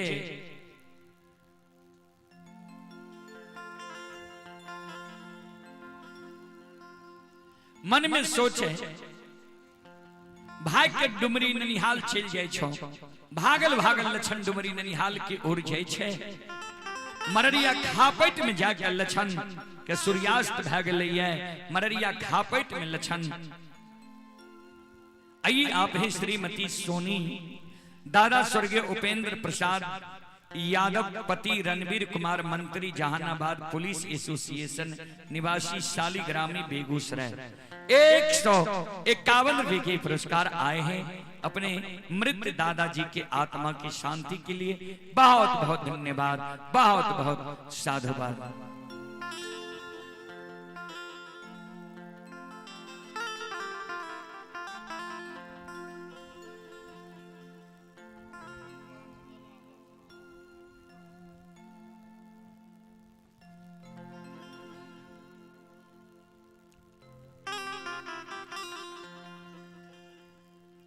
और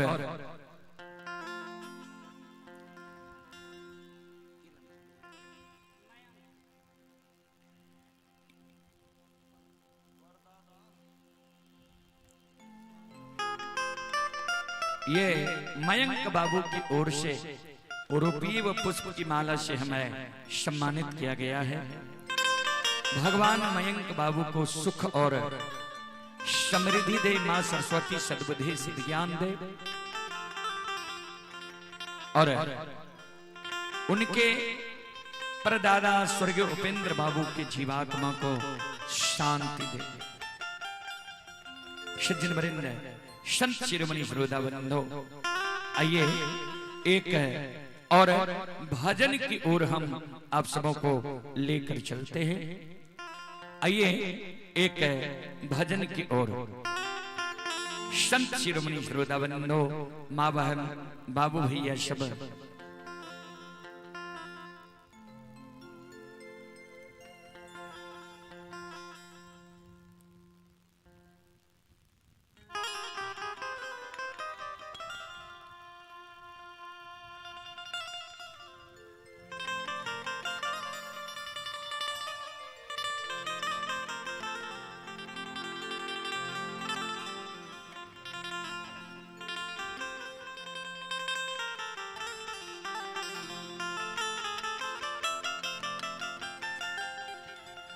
रे गोरिया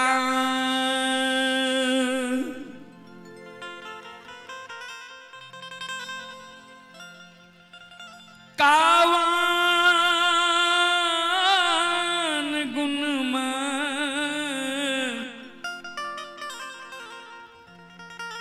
पाके इतराइल बा।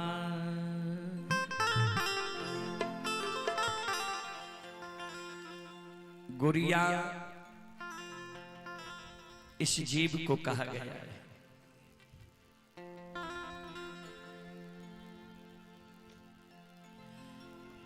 उससे सद्गुरु जीव को समझाते हैं, ए गोरिया कावन गुनमा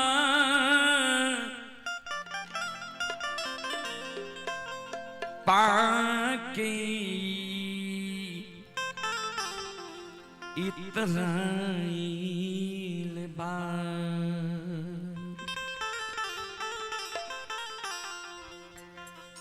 माया में भूलाइल बारुना, ए गोरिया कावन गुनमा पाके इतराइल बा। माया में भूलाइल बारुना।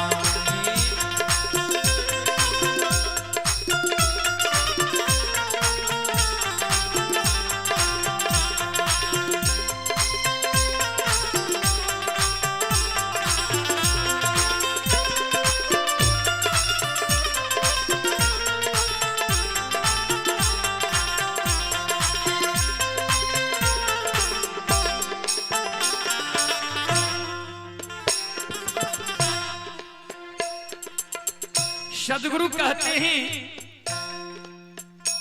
कौन ऐसा सुंदर गुण है जिस गुण से तू इतरा रहा है, नितरा रहा है और इतना घमंड में तू है। करार कैलू हरि के गायब जहिया, गर्भ से बाहर आई करार।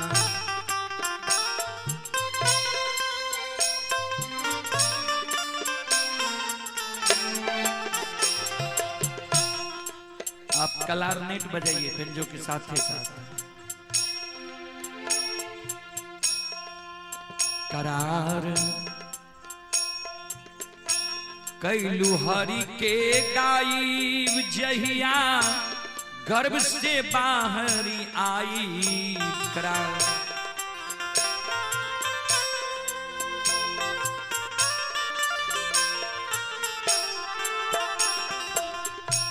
हम और आप कब करार किए हैं? कि बाहर आकर भक्ति भजन करेंगे। तब जब मां की गर्भ में हम लोग उल्टे थे, उस समय में उस आंध कुआं में हम भगवान से प्रतिदिन विनती करते थे, हे प्रभु इस आंध कुआं से हमको बाहर कर दीजिए, और बाहर होने के साथ आपका हम भक्ति करेंगे, और ऐसा न भक्ति करेंगे कि फिर जन्म लेना नहीं पड़े। सबसे ज्यादा कष्ट है जन्म लेने और मरने में। इस तन से प्राण कितना कष्ट से निकलता होगा।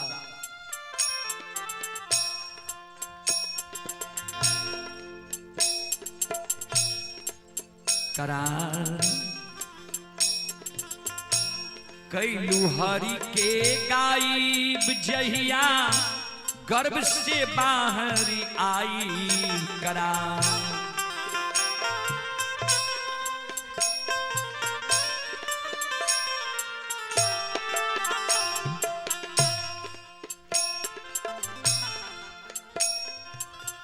करार कैलू हरि के गायब जहिया गर्भ से बाहर आ। लेकिन गर्भ से बाहर आने के साथ इस संसारिक हवा लगने के साथ ही यह जीव बेईमान बन जाता है और रोता है। हमारी माँ बहन जब बच्चा जन्म लेता है और रोता नहीं है तो बहुत जगह सुने ही डगरा बजाती है, थाली बजाती है, कोई बर्तन बजाती है कि यह बोले। तो वह बोलता है तो कभी यहां कहते हैं कि मां बहन इशारा करती है कि गर्भ में तुम जो गच्छा है तो यह बाद यंत्र लो और उस प्रभु का गुणगान करो। लेकिन वह बेईमान जीव जन्म लेने के साथ कहता है कहां कहां कहां, यानी मैंने गर्भ में कोई कबूला नहीं किया है। इस संसार में आने के बाद तुरंत उस चीज को भूल जाता है, बेईमान हो जाता है। आके ध्यान न धैलू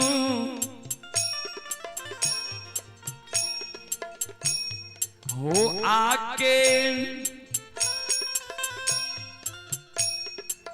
ध्यान न धैलू देवरा में लुभाई बारू। देवरा इस ममता मोह को कहा गया है।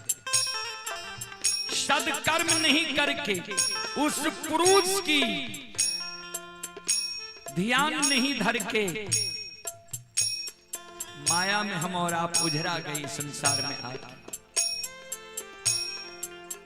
आके ध्यान न धैलू देवरा में अझुराई बारू। माया में भूलाइल बारू ना ए गोरिया।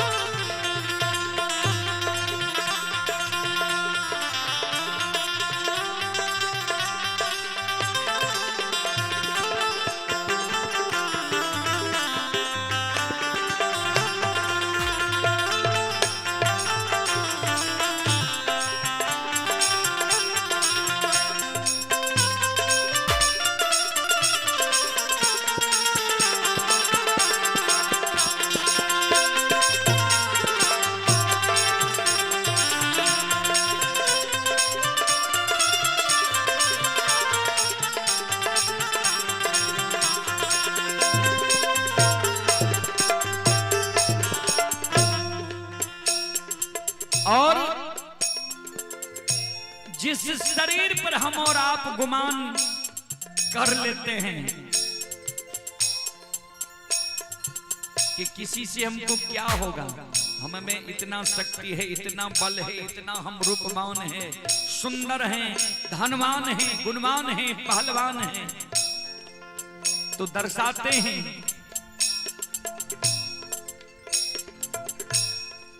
रही ना ऐसा ने जबानी उतरी, मुंह के एक दिन पानी रही ना।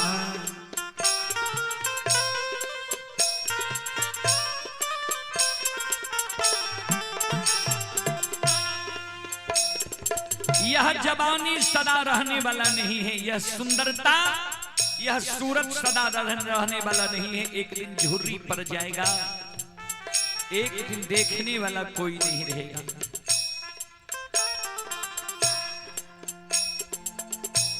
हो आके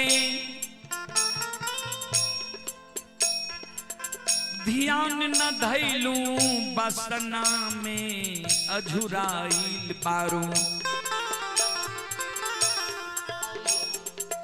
जिसलिए आए हैं वह काम नहीं करके सगा संबंधी पुत्र को बढ़ाने में लग गए हैं। और कवि कहते हैं पुत्र सुपुत्र तो का धन संचय, पुत्र कुपुत्र तो का धन संचय।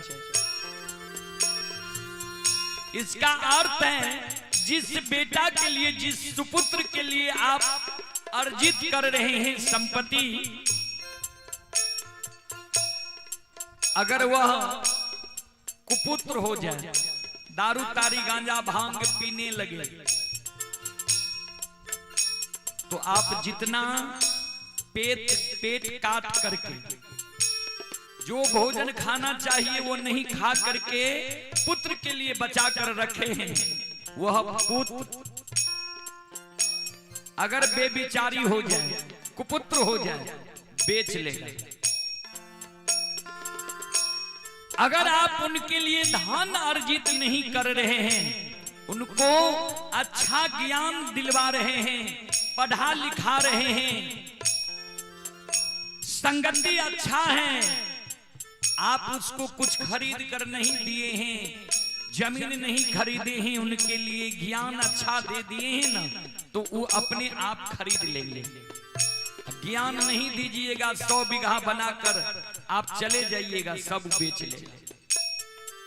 तो पुत्र कुपुत्र तो का धन संचय, पुत्र सुपुत्र तो का धन संचय।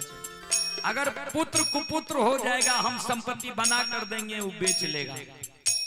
पुत्र सुपुत्र हो जाएगा, नहीं भी बना कर देंगे, वो बना लेगा। तो पुत्र के लिए चिंता नहीं करनी चाहिए। आजकल तो सब पुत्र के लिए ही चिंतित हैं कि 2 बीघा जब उनको दी है तो वो सोच रहे हैं 2 कट्ठा दी है, तो बोल रहे 5 कट्ठा कैसे हो जाएगा। अगर गांव घर में अच्छा खासा जमीन है तब समझ रहे हैं शहर बाजार में खरीद देते तो अच्छा हो। कुछ साथ ले जाने वाला नहीं है, सब अपने अपने कर्म भाग से आए हैं। आके ध्यान न धैलू बसना में अझुराइल बारू, माया में भूल बारू ना ए गोरिया।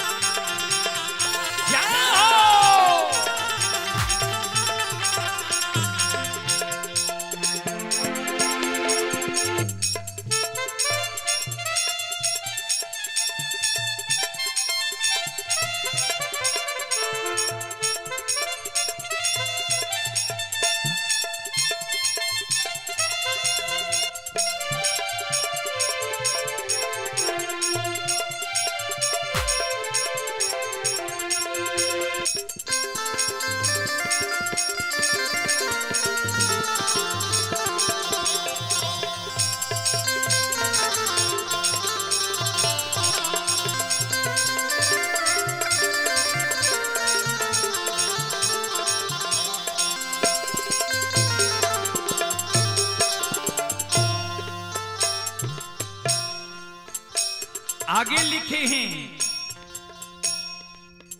यह दुनिया के चाल दुरंगी, केहू होला न केहू के संगी।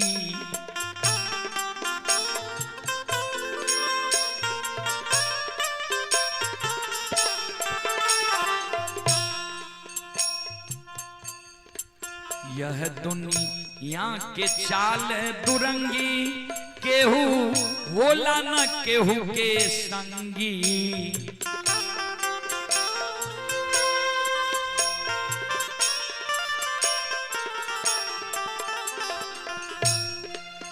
यह दुनिया के चाल दुरंगी, केहू होला न केहू के संगी।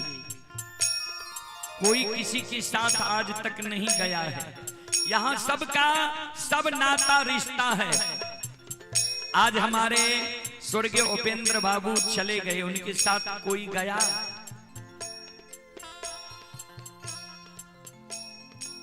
जिनको सबसे ज्यादा दुलार प्यार करते थे वो भी साथ नहीं गया।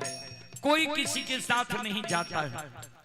हम और आप चोरी करके लाते हैं, पूरे परिवार को भरण पोषण करते हैं, खिलाते हैं। अगर हम पकड़ा जाते हैं तो सिर्फ हमको पकड़ता है प्रशासन। जो उस चोरी के धन को खाया है या हिस्सा लिया है या बांटा है, उसको नहीं पकड़ा जाता है। जो चोरी करता है सिर्फ उन्हीं को पकड़ता है।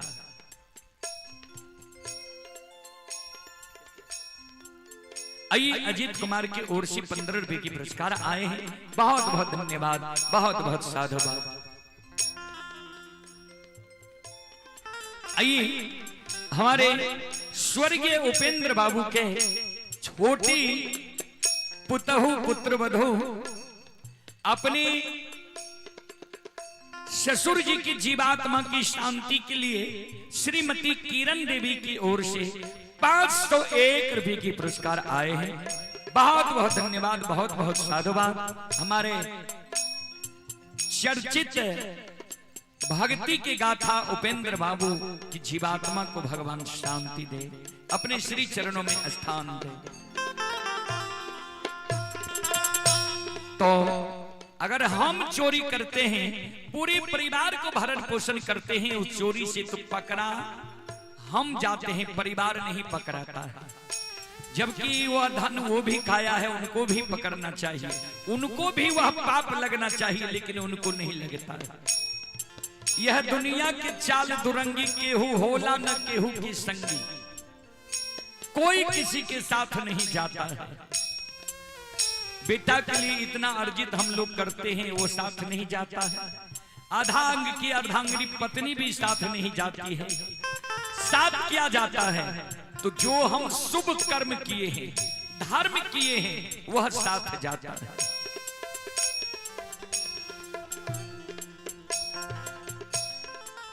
यह दुनिया के चाल दुरंगी, होला केहू ना केहू के संगी।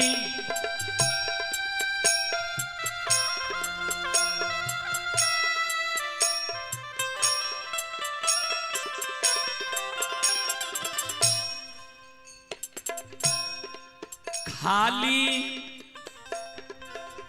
जईबू जैसे,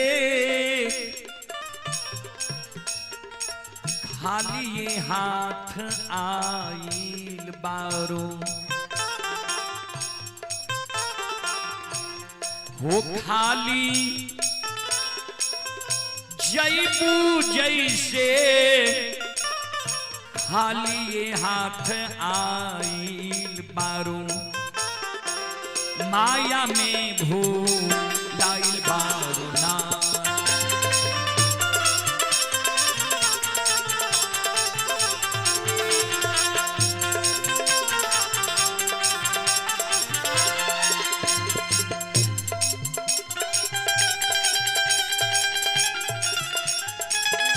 आइए, मोहन बाबू बंदेरा, मोहन बाबू की ओर से शानदार 101 रुपए की पुरस्कार आए। बहुत बहुत धन्यवाद, बहुत बहुत साधुवाद। जय हो दानी श्रद्धालु की जय हो, उनके समस्त परिवार की जय हो।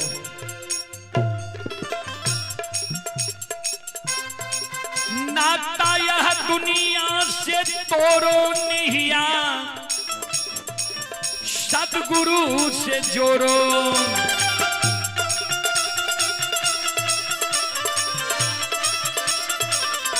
वो नाता जब इस संसार में कोई किसी का नहीं है, कोई साथ जाने वाला नहीं है, सिर्फ धर्म साथ जाएगा।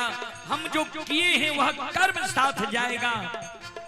तो फिर धन संपत्ति अर्जित क्यों, चोरी बेईमानी डकैती क्यों? इसलिए कहते हैं नाता यह दुनिया से तोड़ो निहिया, सतगुरु से जोड़ो।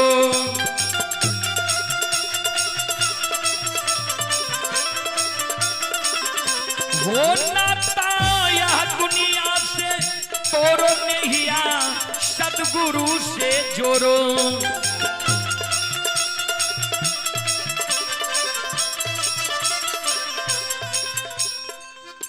हो असली हो असली छोड़ के काहे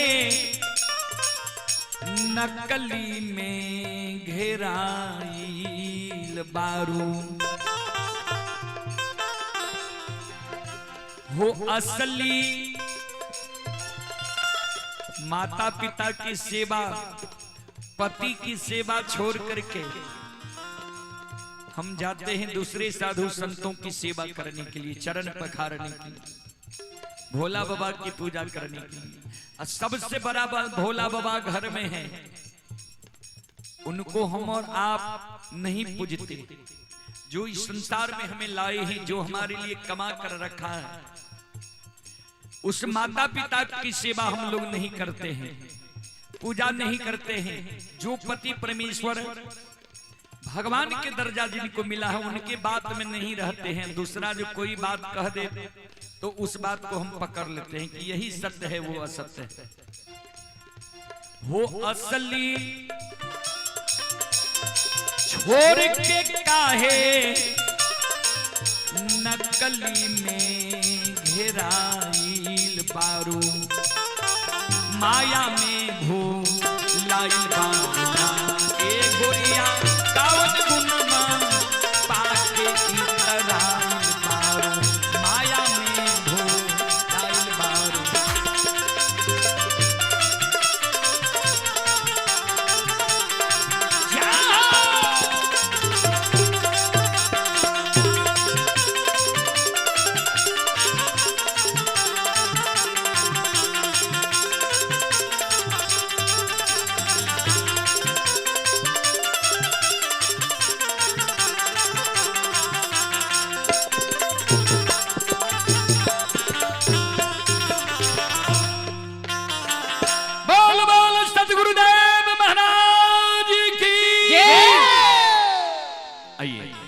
एक सोहर के ओर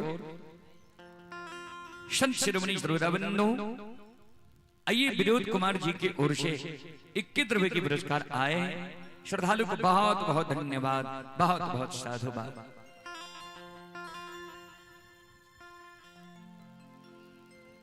सज्जन बने दो सहेली बगीचा में घूम रही थी, टहल रही थी। उसमें एक सहेली की वह बगीचा था। तो जिस सहेली की बगीचा थी, दूसरी सहेली उनसे पूछती हैं, सब कुछ ठीक है? बगीचा तो सब कुछ ठीक है, सुंदर सुहावन है। जिस सहेली की बगीचा थी वह कहती हैं दूसरी सहेली से,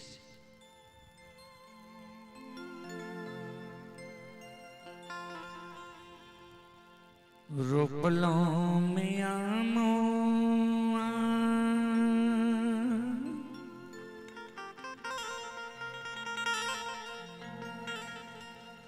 आरो रे अमोला बा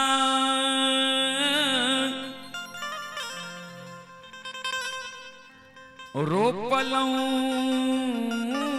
है सखिया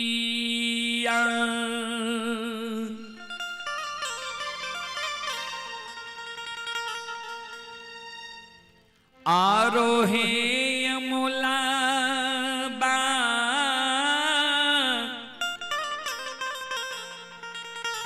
रोपलूं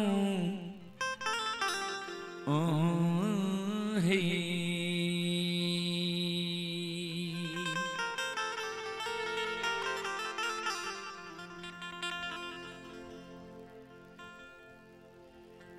सखिया है साका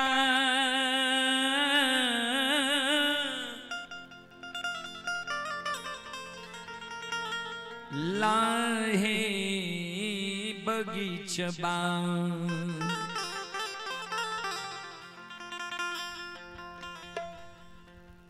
लागे छै उदास सासे के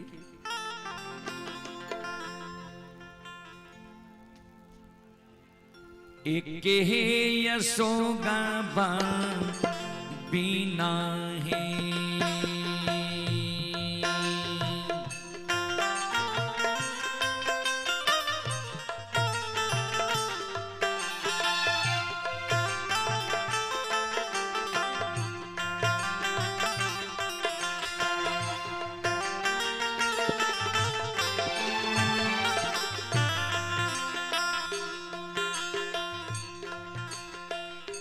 सखिया है साका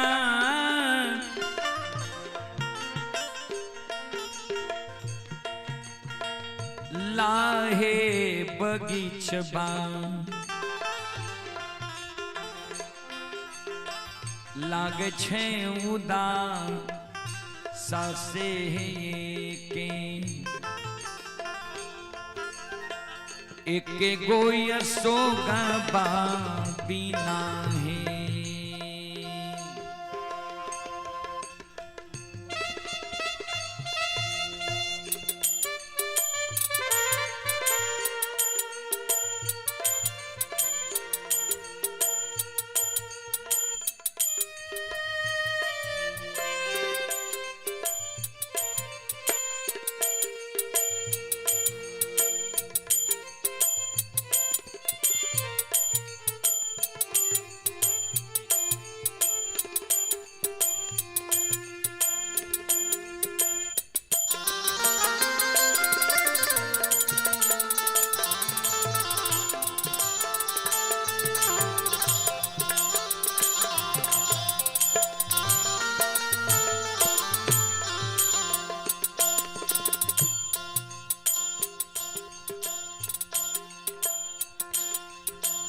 तो जो सहेली की बगीचा थी वह बोली सब कुछ तो ठीक है, लेकिन एक अशोक वृक्ष के कारण यह बगीचा सदा उदास लगती है।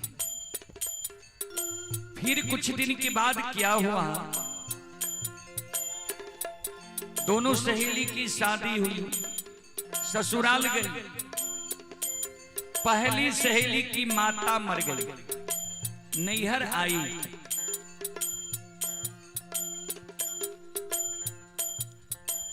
दूसरी सहेली भी नैहर आई, दोनों फिर मिली और समाचार पूछती हैं, कुशल पूछती हैं। जिस सहेली की मां मरी थी, अगर वो उससे समाचार पूछी वह रोने लगी, रो कर कहती है,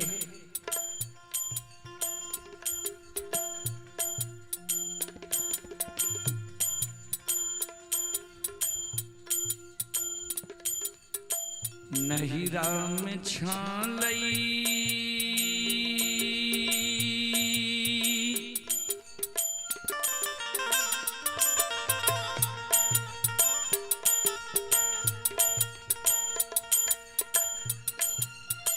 1,00,000 भाई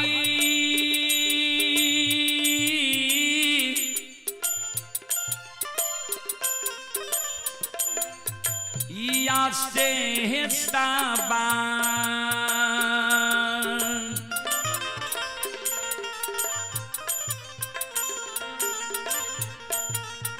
1,00,000 भक्ति जबा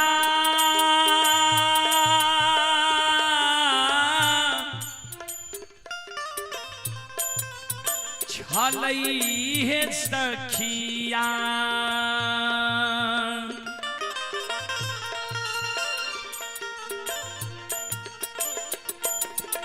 1,00,000 भक्ति जबा छलई है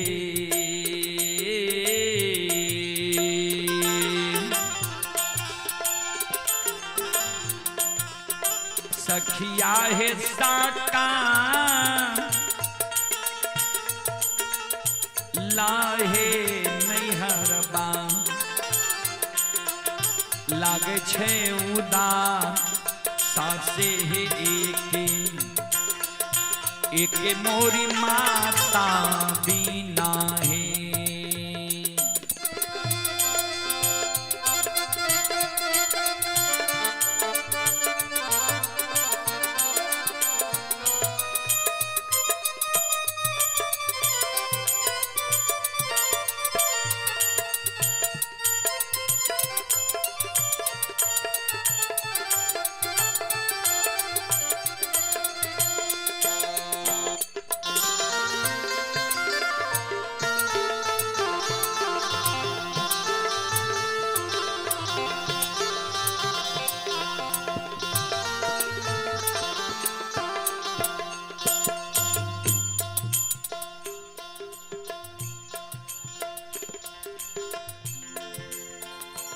फिर एक सखी विधवा हो जाती है,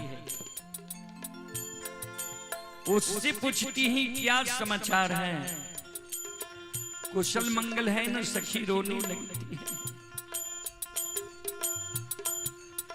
ससुरा में छालई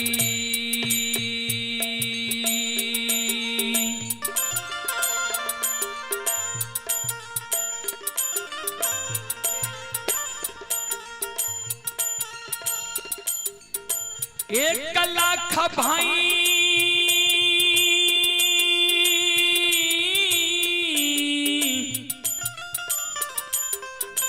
सूरज से सबा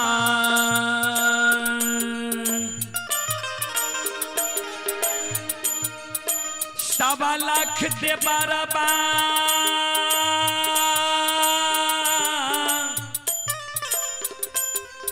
छलई है सखिया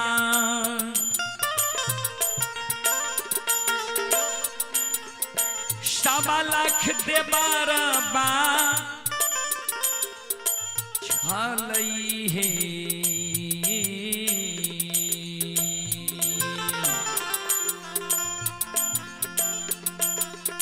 सखिया है काला है ससुरबा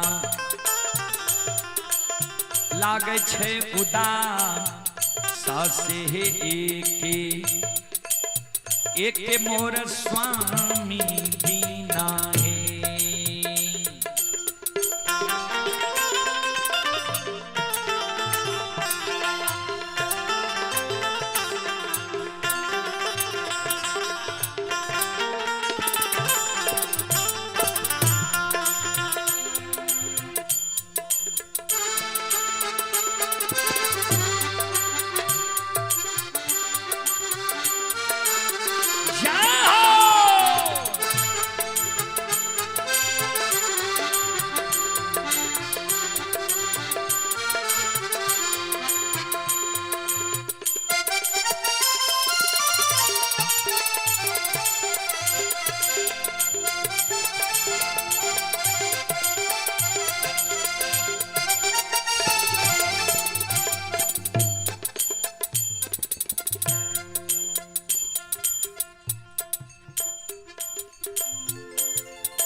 कैलों में 16 हो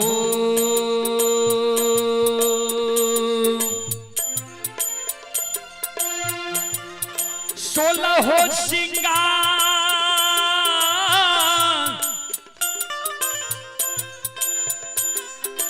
रासे 32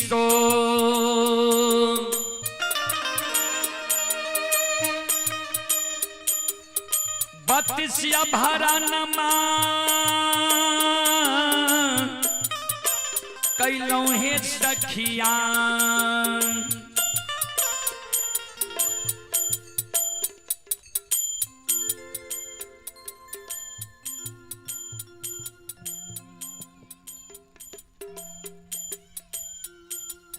आइए स्वर्गीय उपेंद्र बाबू की नाती की सुपुत्र शिवांश कुमार उनकी ओर से 601 रुपए के पुरस्कार आए हैं और हमारे स्वर्गीय उपेंद्र प्रसाद यादव के पुत्र वधू छोटी पुत्र वधू हैं श्रीमती किरण देवी की ओर से पुनः 501 रुपए के पुरस्कार आए हैं उपेंद्र बाबू की जीवात्मा की शांति के लिए। मैं मृत आत्मा उपेंद्र बाबू के चरण कमलों में कोटि कोटि नमन करता हूं। भगवान से कामना करता हूं उनको अपने श्री चरणों में स्थान दे।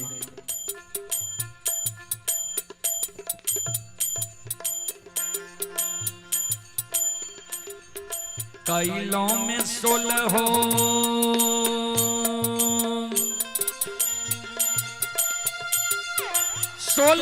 सिंगार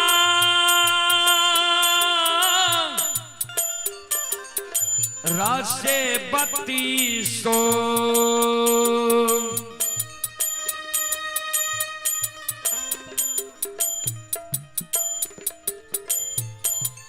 32 आभरा नमा कैलों है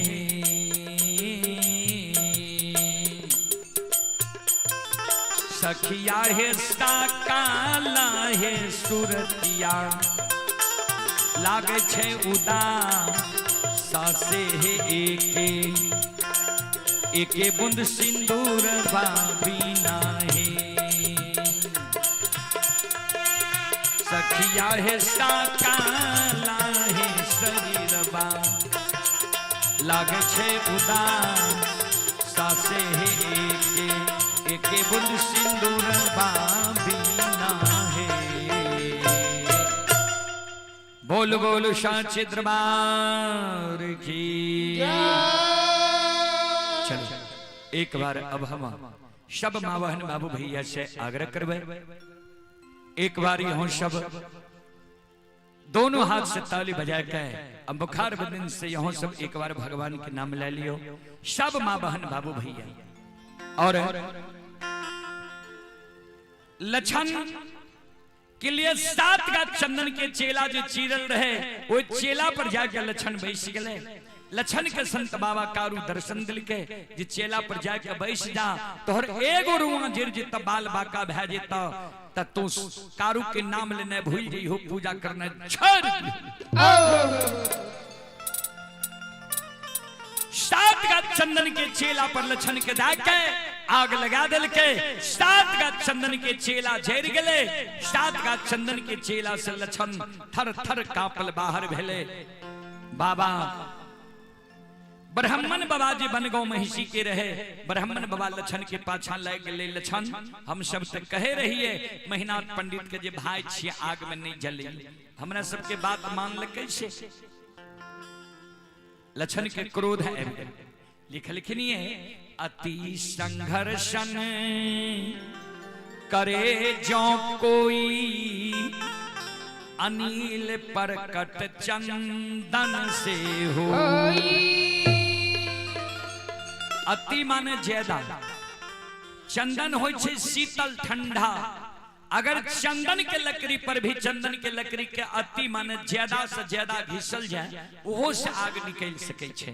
तो लछन रहे शांत चित्त के लोग जते ने ओकरा तपैलकै ने आय मुंह से आग निकले लागले। लक्षण श्राप दे देल के ब्राह्मण बाबा के, ए ब्राह्मण बाबा यहाँ सब हमरा दोनों भाई में झगड़ा लगेलिए, षड्यंत्र रच के हमरा आग में जलेलिए। कार भैया बाबा ओघरदानी के कृपा ने आग से बच गलिए। जय ना हमरा आग में जलेलिए वही ना श्राप दै छी जे प्रत्येक साल बनगो में आग लागा। बाबूजी तो लक्षण के उ साप लग गए।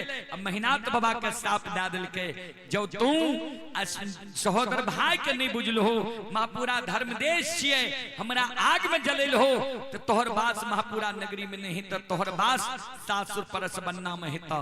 तो परस बनने में वंश बाबा मेहनात के वंश खानदान चल, महापुरा में नहीं रह सकले। महापुरा में सिर्फ लक्षण के ही वंश खानदान रह। अभी भी वहां लक्षण बाबा के वंश खानदान के ही लोग महंत छिए। कारो बाबा के धाम ता सत पर जे रहे छे ओकर विजय भए जाय छे, असत पर जे रहे छे ओकर नाश होय छे। अब एगो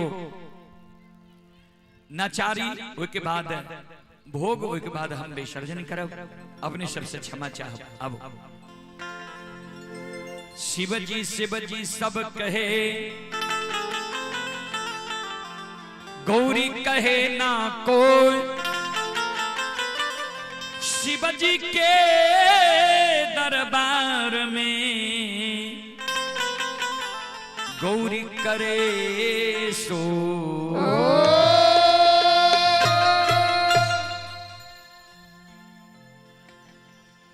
जंगलबा में हो, जंगलबा में हो, जंगलबा में हो, जंगलबा में भोले दानी हो के बैठे जंगलबा में, भोले दानी हो के बैठे जंगलबा में, भोले दानी हो के बैठे जंगलबा में, जंगलबा में हो, जंगलबा में हो, जंगलबा में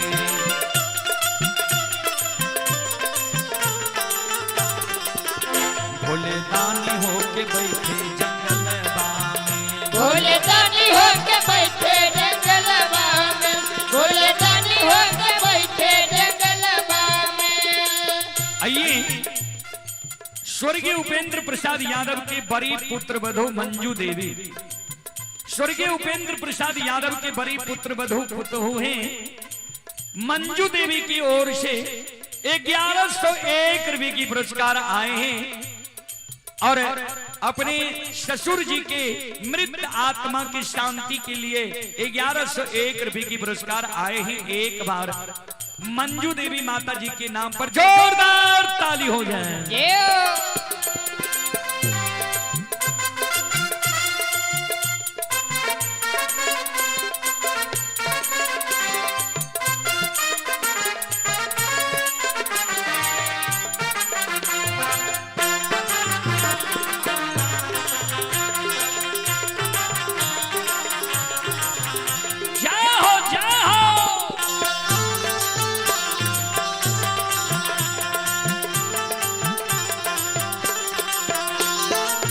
हुआ मलाई शिव के मनहु न भावे, हुआ मलाई शिव के मनहु न भावे, हुआ मलाई शिव के मनहु न भावे, हुआ मलाई शिव के मनहु न भावे, हुआ मलाई शिव के मनहु न भावे, हुआ मलाई शिव के मनहु न भावे। भांग के झोला बगल में, भांग के झोला बगल में, भोले दानी हो के बैठे जंगलबा में, भोले दानी हो के बैठे जंगलबा में, भोले दानी हो के बैठे जंगलबा में। जय हो जय हो जय हो।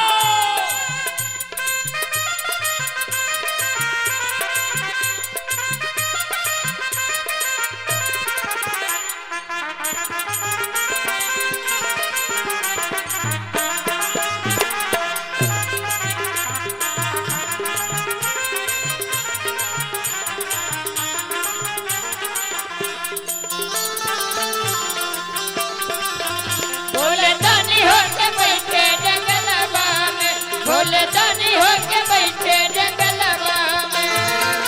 साला दो साला शिव के मनहू न भावे, साला दो साला शिव के मनहू न भावे, साला दो साला शिव के मनहू न भावे, साला दो साला शिव के मनहू न भावे। मिर्गा के छाला कमरबा में, वो मिर्गा के छाला कमरबा में भोले दानी होके बैठे जंगलबा में। भोले दानी होके बैठे जंगलवा में, भोले दानी होके बैठे जंगलवा में।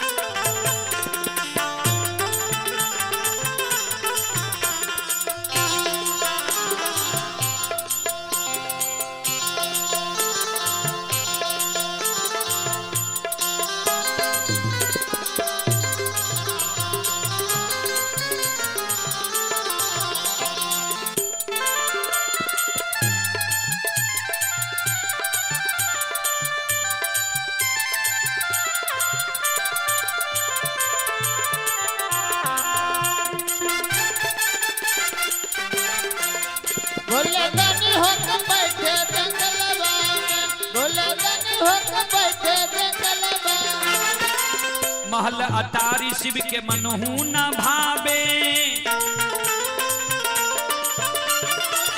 महल अटारी शिव के मनहू न भावे, महल अटारी शिव के मनहू न भावे। ओ महल अटारी शिव के मनहू न भावे, टुटली मरैया जंगलबा में, हो टुटली मरैया जंगलबा में भोले दानी होके बैठे जंगलबा में। भोले दानी होके बैठे जंगलवा में, भोले दानी होके बैठे जंगलवा में। जंगलबा में हो, जंगलबा में हो, जंगलबा में।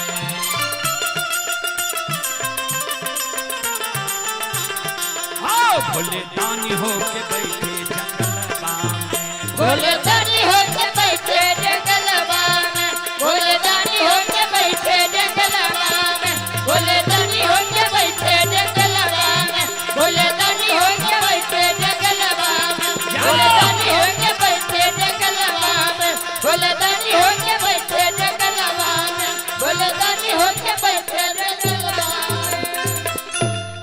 बोलो बोलो उमापति महादेव की जय।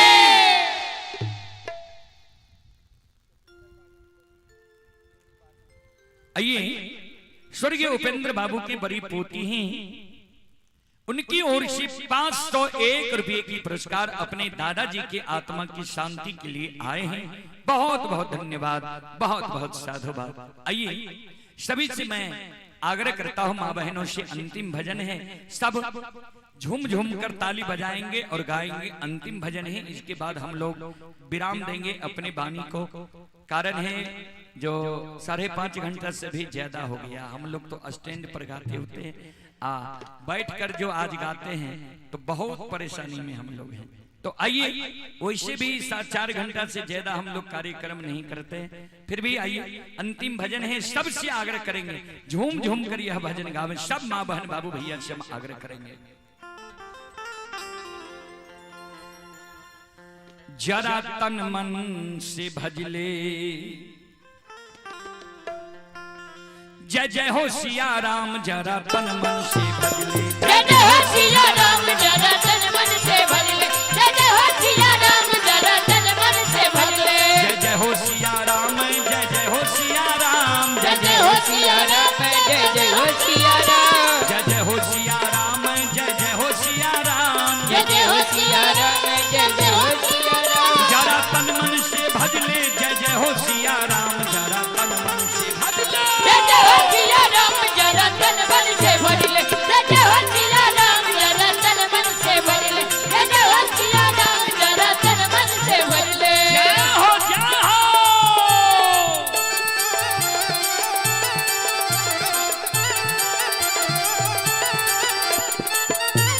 मीठी मीठी ताली के साथ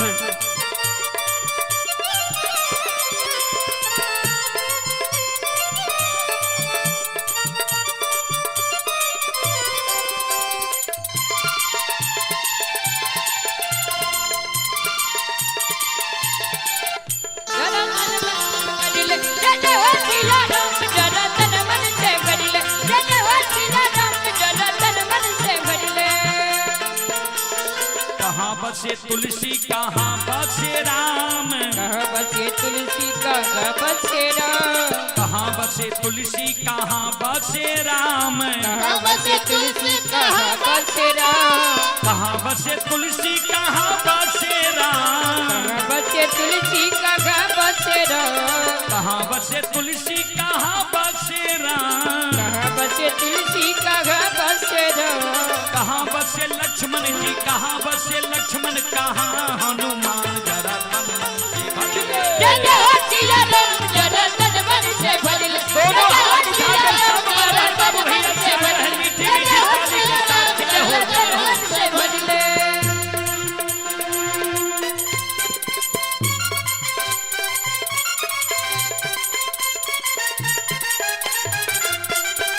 जय हो।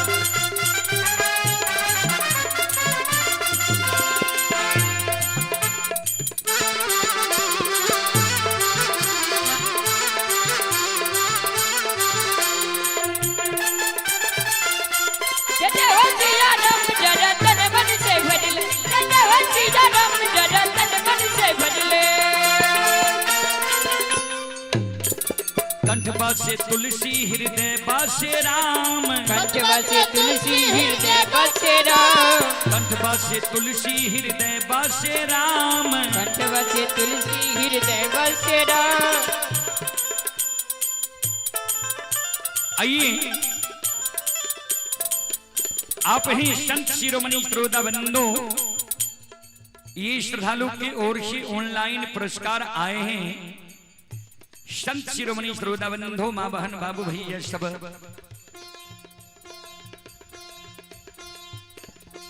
उपेंद्र बाबू की छोटी पोती उनकी ओर से 501 रुपये की पुरस्कार आए हैं। उपेंद्र बाबू की जीवात्मा की शांति के लिए बीजू यादव की ओर से 21 रुपये की पुरस्कार आए हैं। चंदन कुमार की ओर से 101 रुपये की पुरस्कार ऑनलाइन फोन पे के द्वारा आए हैं।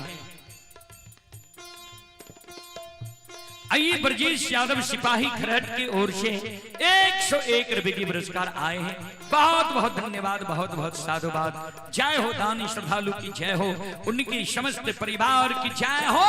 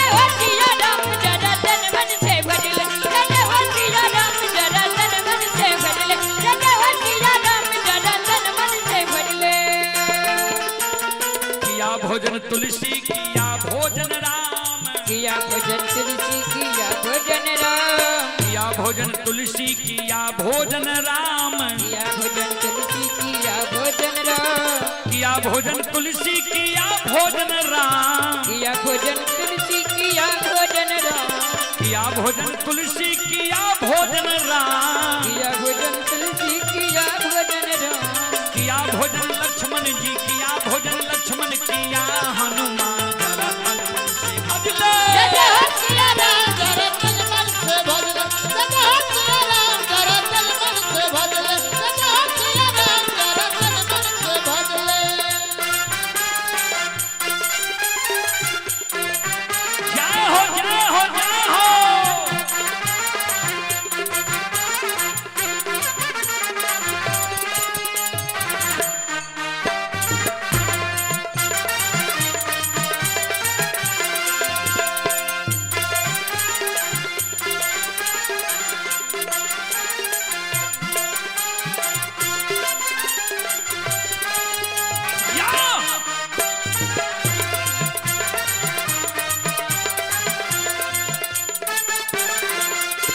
जय जय हो सिया राम जरा तन मन से भज ले जय जय हो सिया राम जरा तन मन से भज ले जय जय हो सिया राम जरा तन मन से भज ले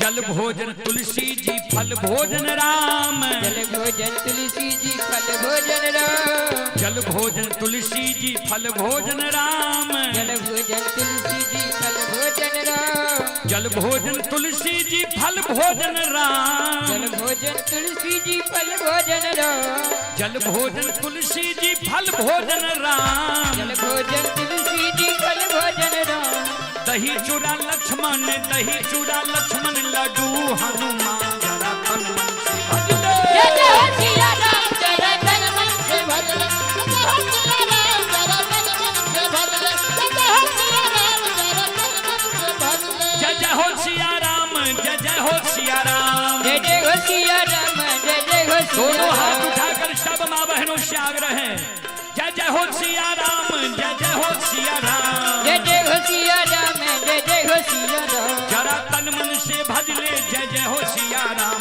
जरा तन मन से भज ले। जय जय हो सिया राम जय जय हो जय हो जय हो। जय हो सिया राम जरा तन मन से भज ले, जय जय हो सिया राम जरा तन मन से भज ले जय हो सिया राम जरा तन मन से भज ले जय जय हो सिया राम जरा तन मन से भज ले।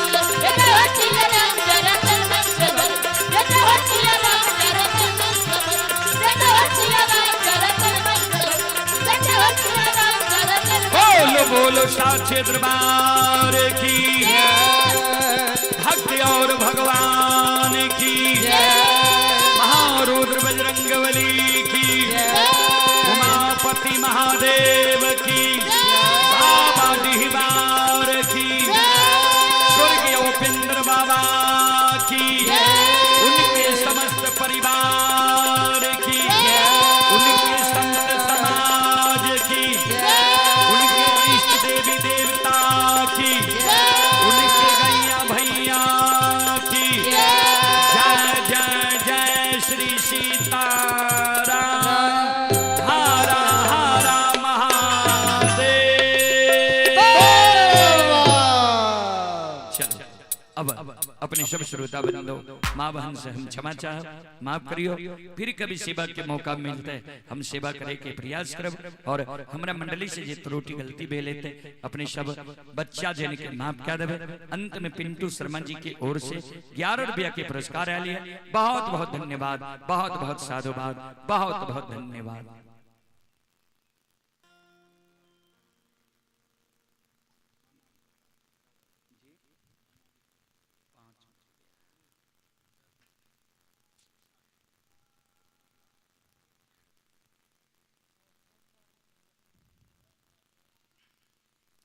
अब एगो भजन एगो के बाद माफ क्या देवे। श्रोत सज्जन वृंद एगो भजन के बाद अपने सब माफ क्या देवे। कारण छे एक जगह पर 5-6 घंटा से बैसल छिए एक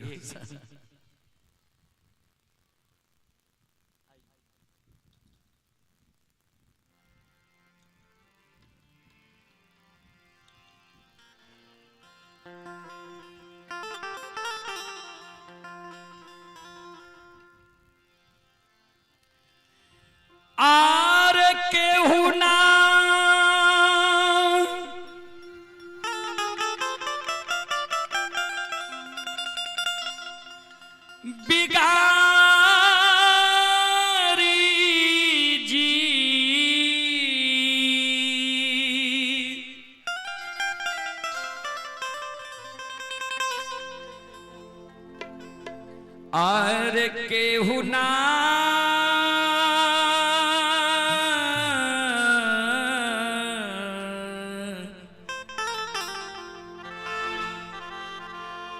बिगारी जी,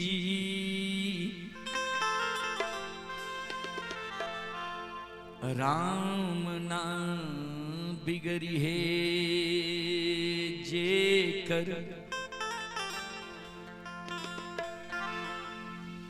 केहू ना बिगारी जी, राम ना बिगड़ी है जे कर, केहू ना बिगारी जी, राम ना बिगड़ी है जे कर, केहू ना बिगाड़ी जी, राम ना बिगड़ी गे जे कर, केहू ना बिगाड़ी जी, राम ना बिगड़ी गे जे कर, केहू ना बिगारी जी, केहू ना बिगारी जी,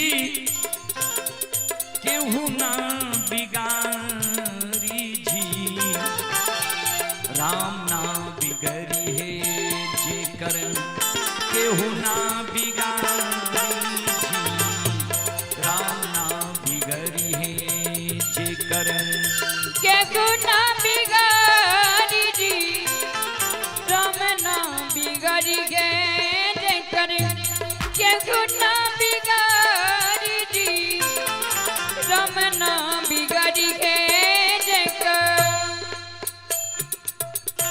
आइए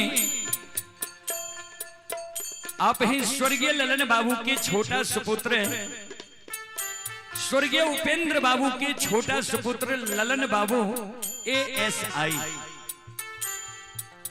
स्वर्गीय उपेंद्र बाबू के छोटा सुपुत्र हैं ललन बाबू ASI की ओर से श्रद्धा के साथ बड़े उदार दिल से अपने मृत पिता की जीवात्मा की शांति के लिए 501 रुपये के पुरस्कार भेजे हैं। एक बार हमारे उपेंद्र बाबू और ललन बाबू के नाम पर जोरदार ताली हो जाए। जय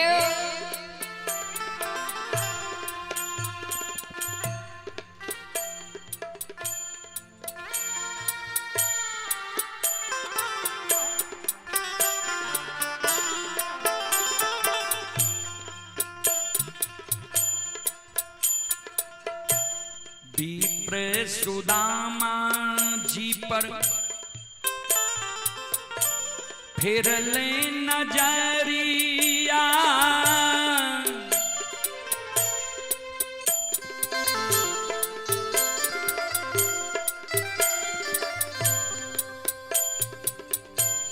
विप्र सुदामा जी पर फिर ले नजरिया,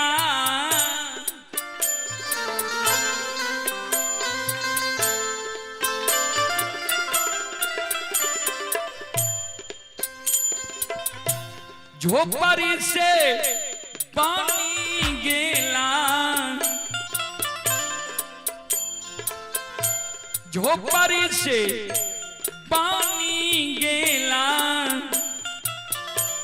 महल अटारी जी,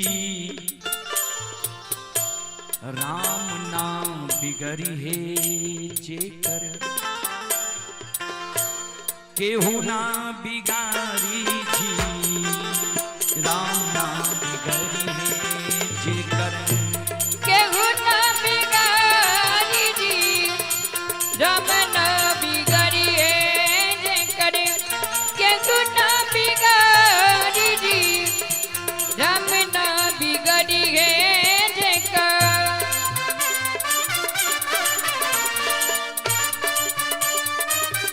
जाहो जाहो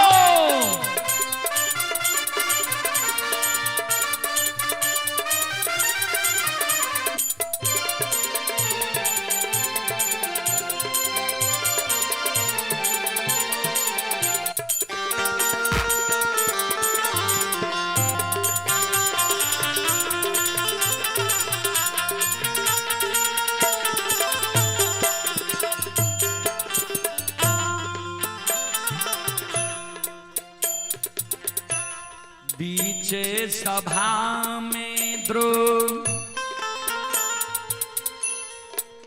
जी पुकारली,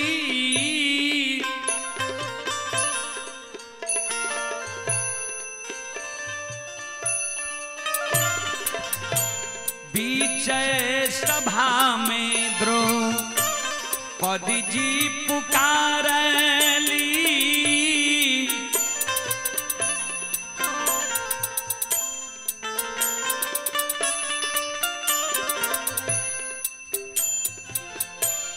खैचत चीर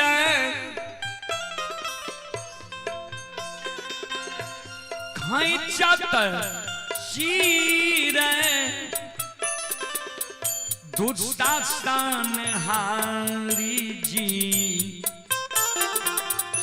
राम नाम बिगड़ी है जेकर केहू ना बिगारी जी, राम नाम बिगड़ी है जेकर केहू ना बिगाड़ी जी, राम ना बिगड़ी है जेकर केहू ना बिगाड़ी जी, राम ना बिगड़ी है जेकर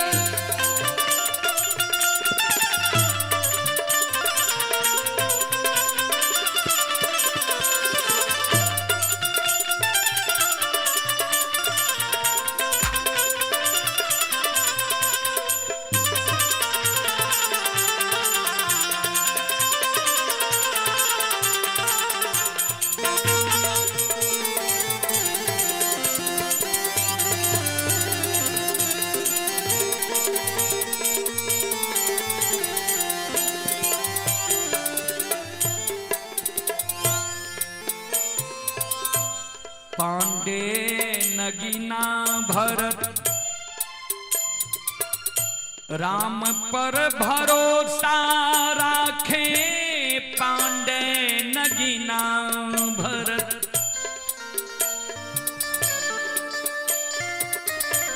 पांडे नगीना भरत राम पर भरोसा राखे,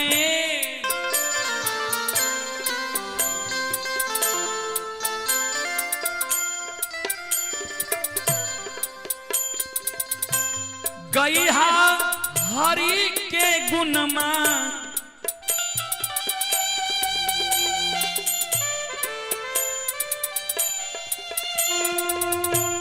गईहा हरि के गुणमा,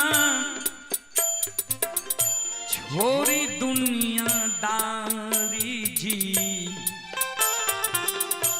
राम नाम बिगड़ी है जेकर हो केहू ना बिगाड़ी जी, राम ना बिगड़ी है जेकर केहू ना बिगाड़ी जी, राम ना बिगड़ी है जेकर केहू ना बिगाड़ी जी, राम ना बिगड़ी है जेकर केहू ना बिगाड़ी जी,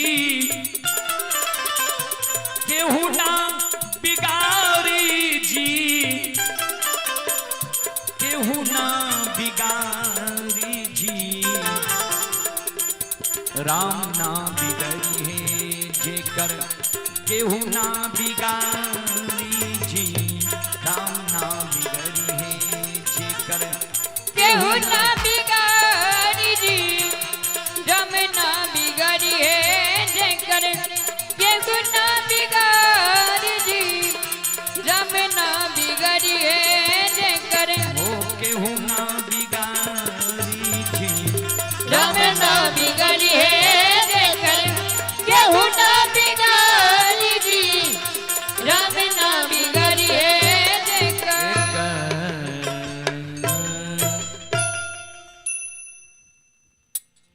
सुनिए लो, आई एक कृष्ण भगवान के भजन की ओर।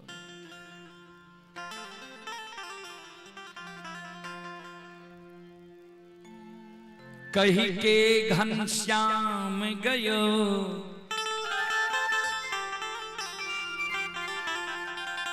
आएंगे हम परसों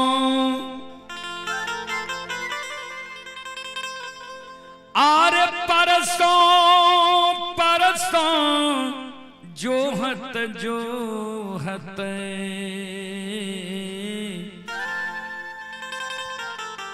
बीत गए कई बरसों।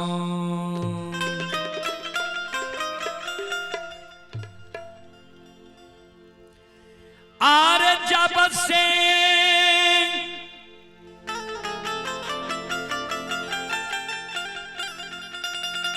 कन्हैया गईले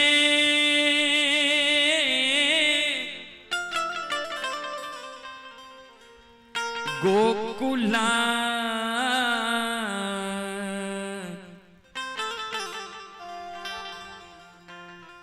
बिसारी हो गईले।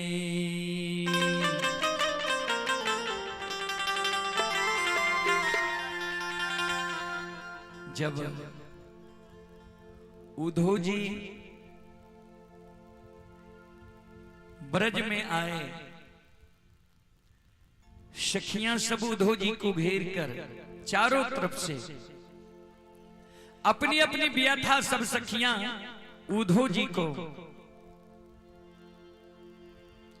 सुना रही है।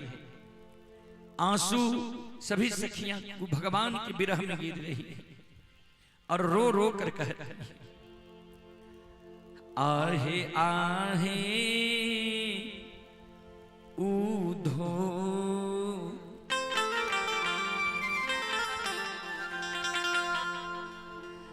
कवन जोगिनिया मतिया मार लएरा।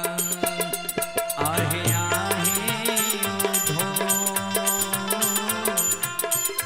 कवन जोगिनिया मतिया मार लएरा।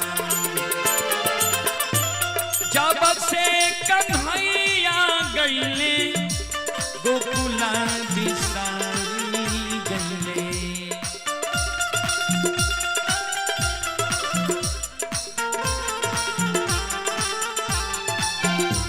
जब से कन्हैया गईले गोकुला बिसारी गईले।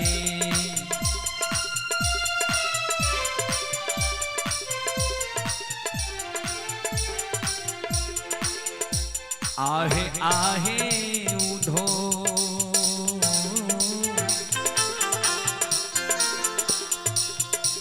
कवन जोगिनिया जोगवा साधे राम।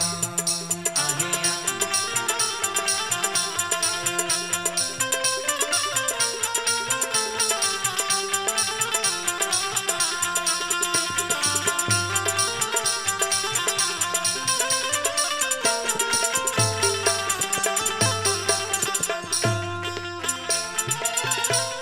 बटिया जो राधा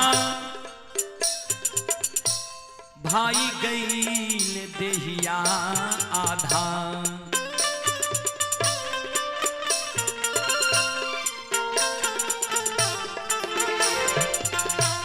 बटिया जो राधा भाई गईल देहिया आधा।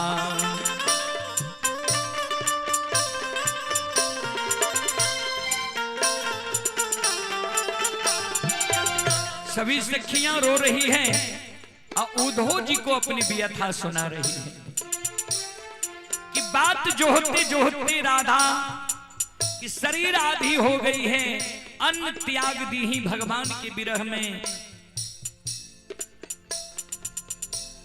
बटिया जो राधा भाई गई देहिया आधा।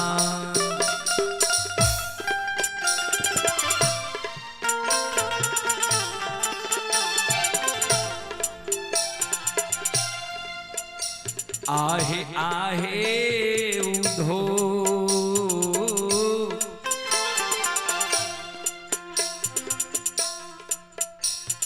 भगवान की चिट्ठी पतिया जो सखी सब पढ़ रही है।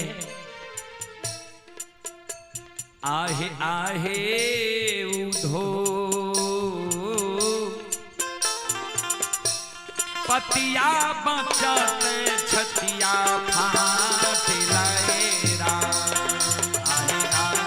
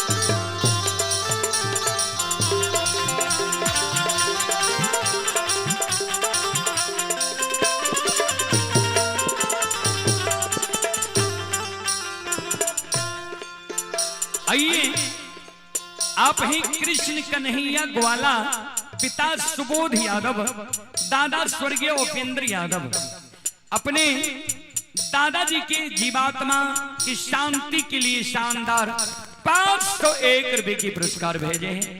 बहुत बहुत धन्यवाद, बहुत बहुत साधुवाद।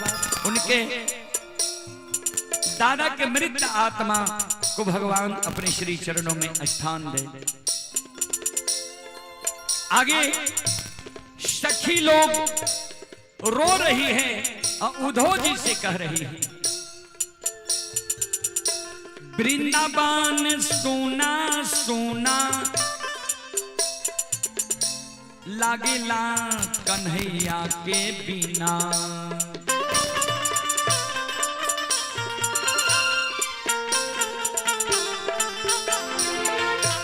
वृंदावन सोना सोना लागेला कन्हैया के बिना।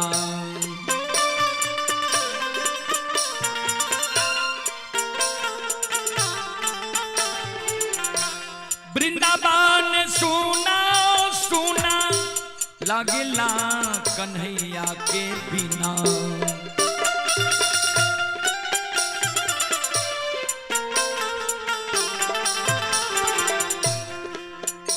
आहे आहे उधो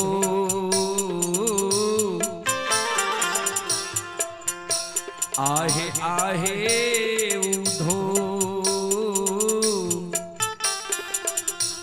कवन सवतिया मतिया मार लएरा।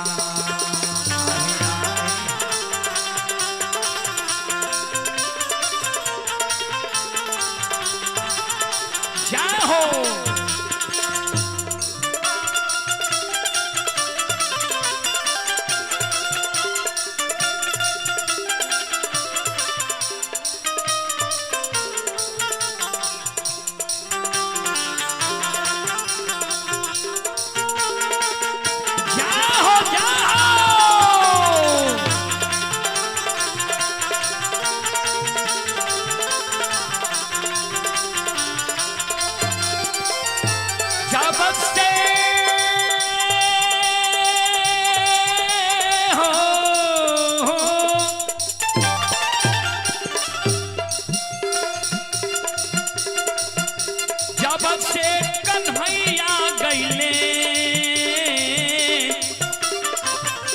गोकुला बिसारी गईले।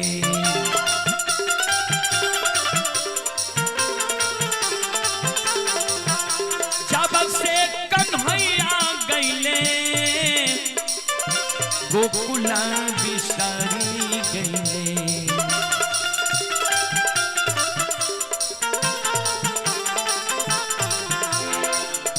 आहे आहे उधो कवन सवतिया मतिया मारे लएरा। आहे आहे उधो कवन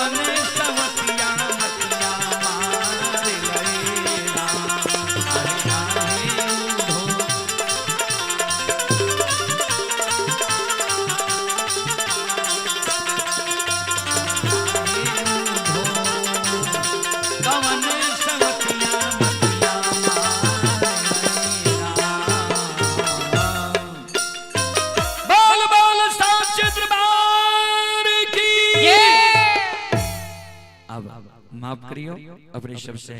अब हम कर जोड़ के क्षमा मांगे छी, आप माफ क्या दियो।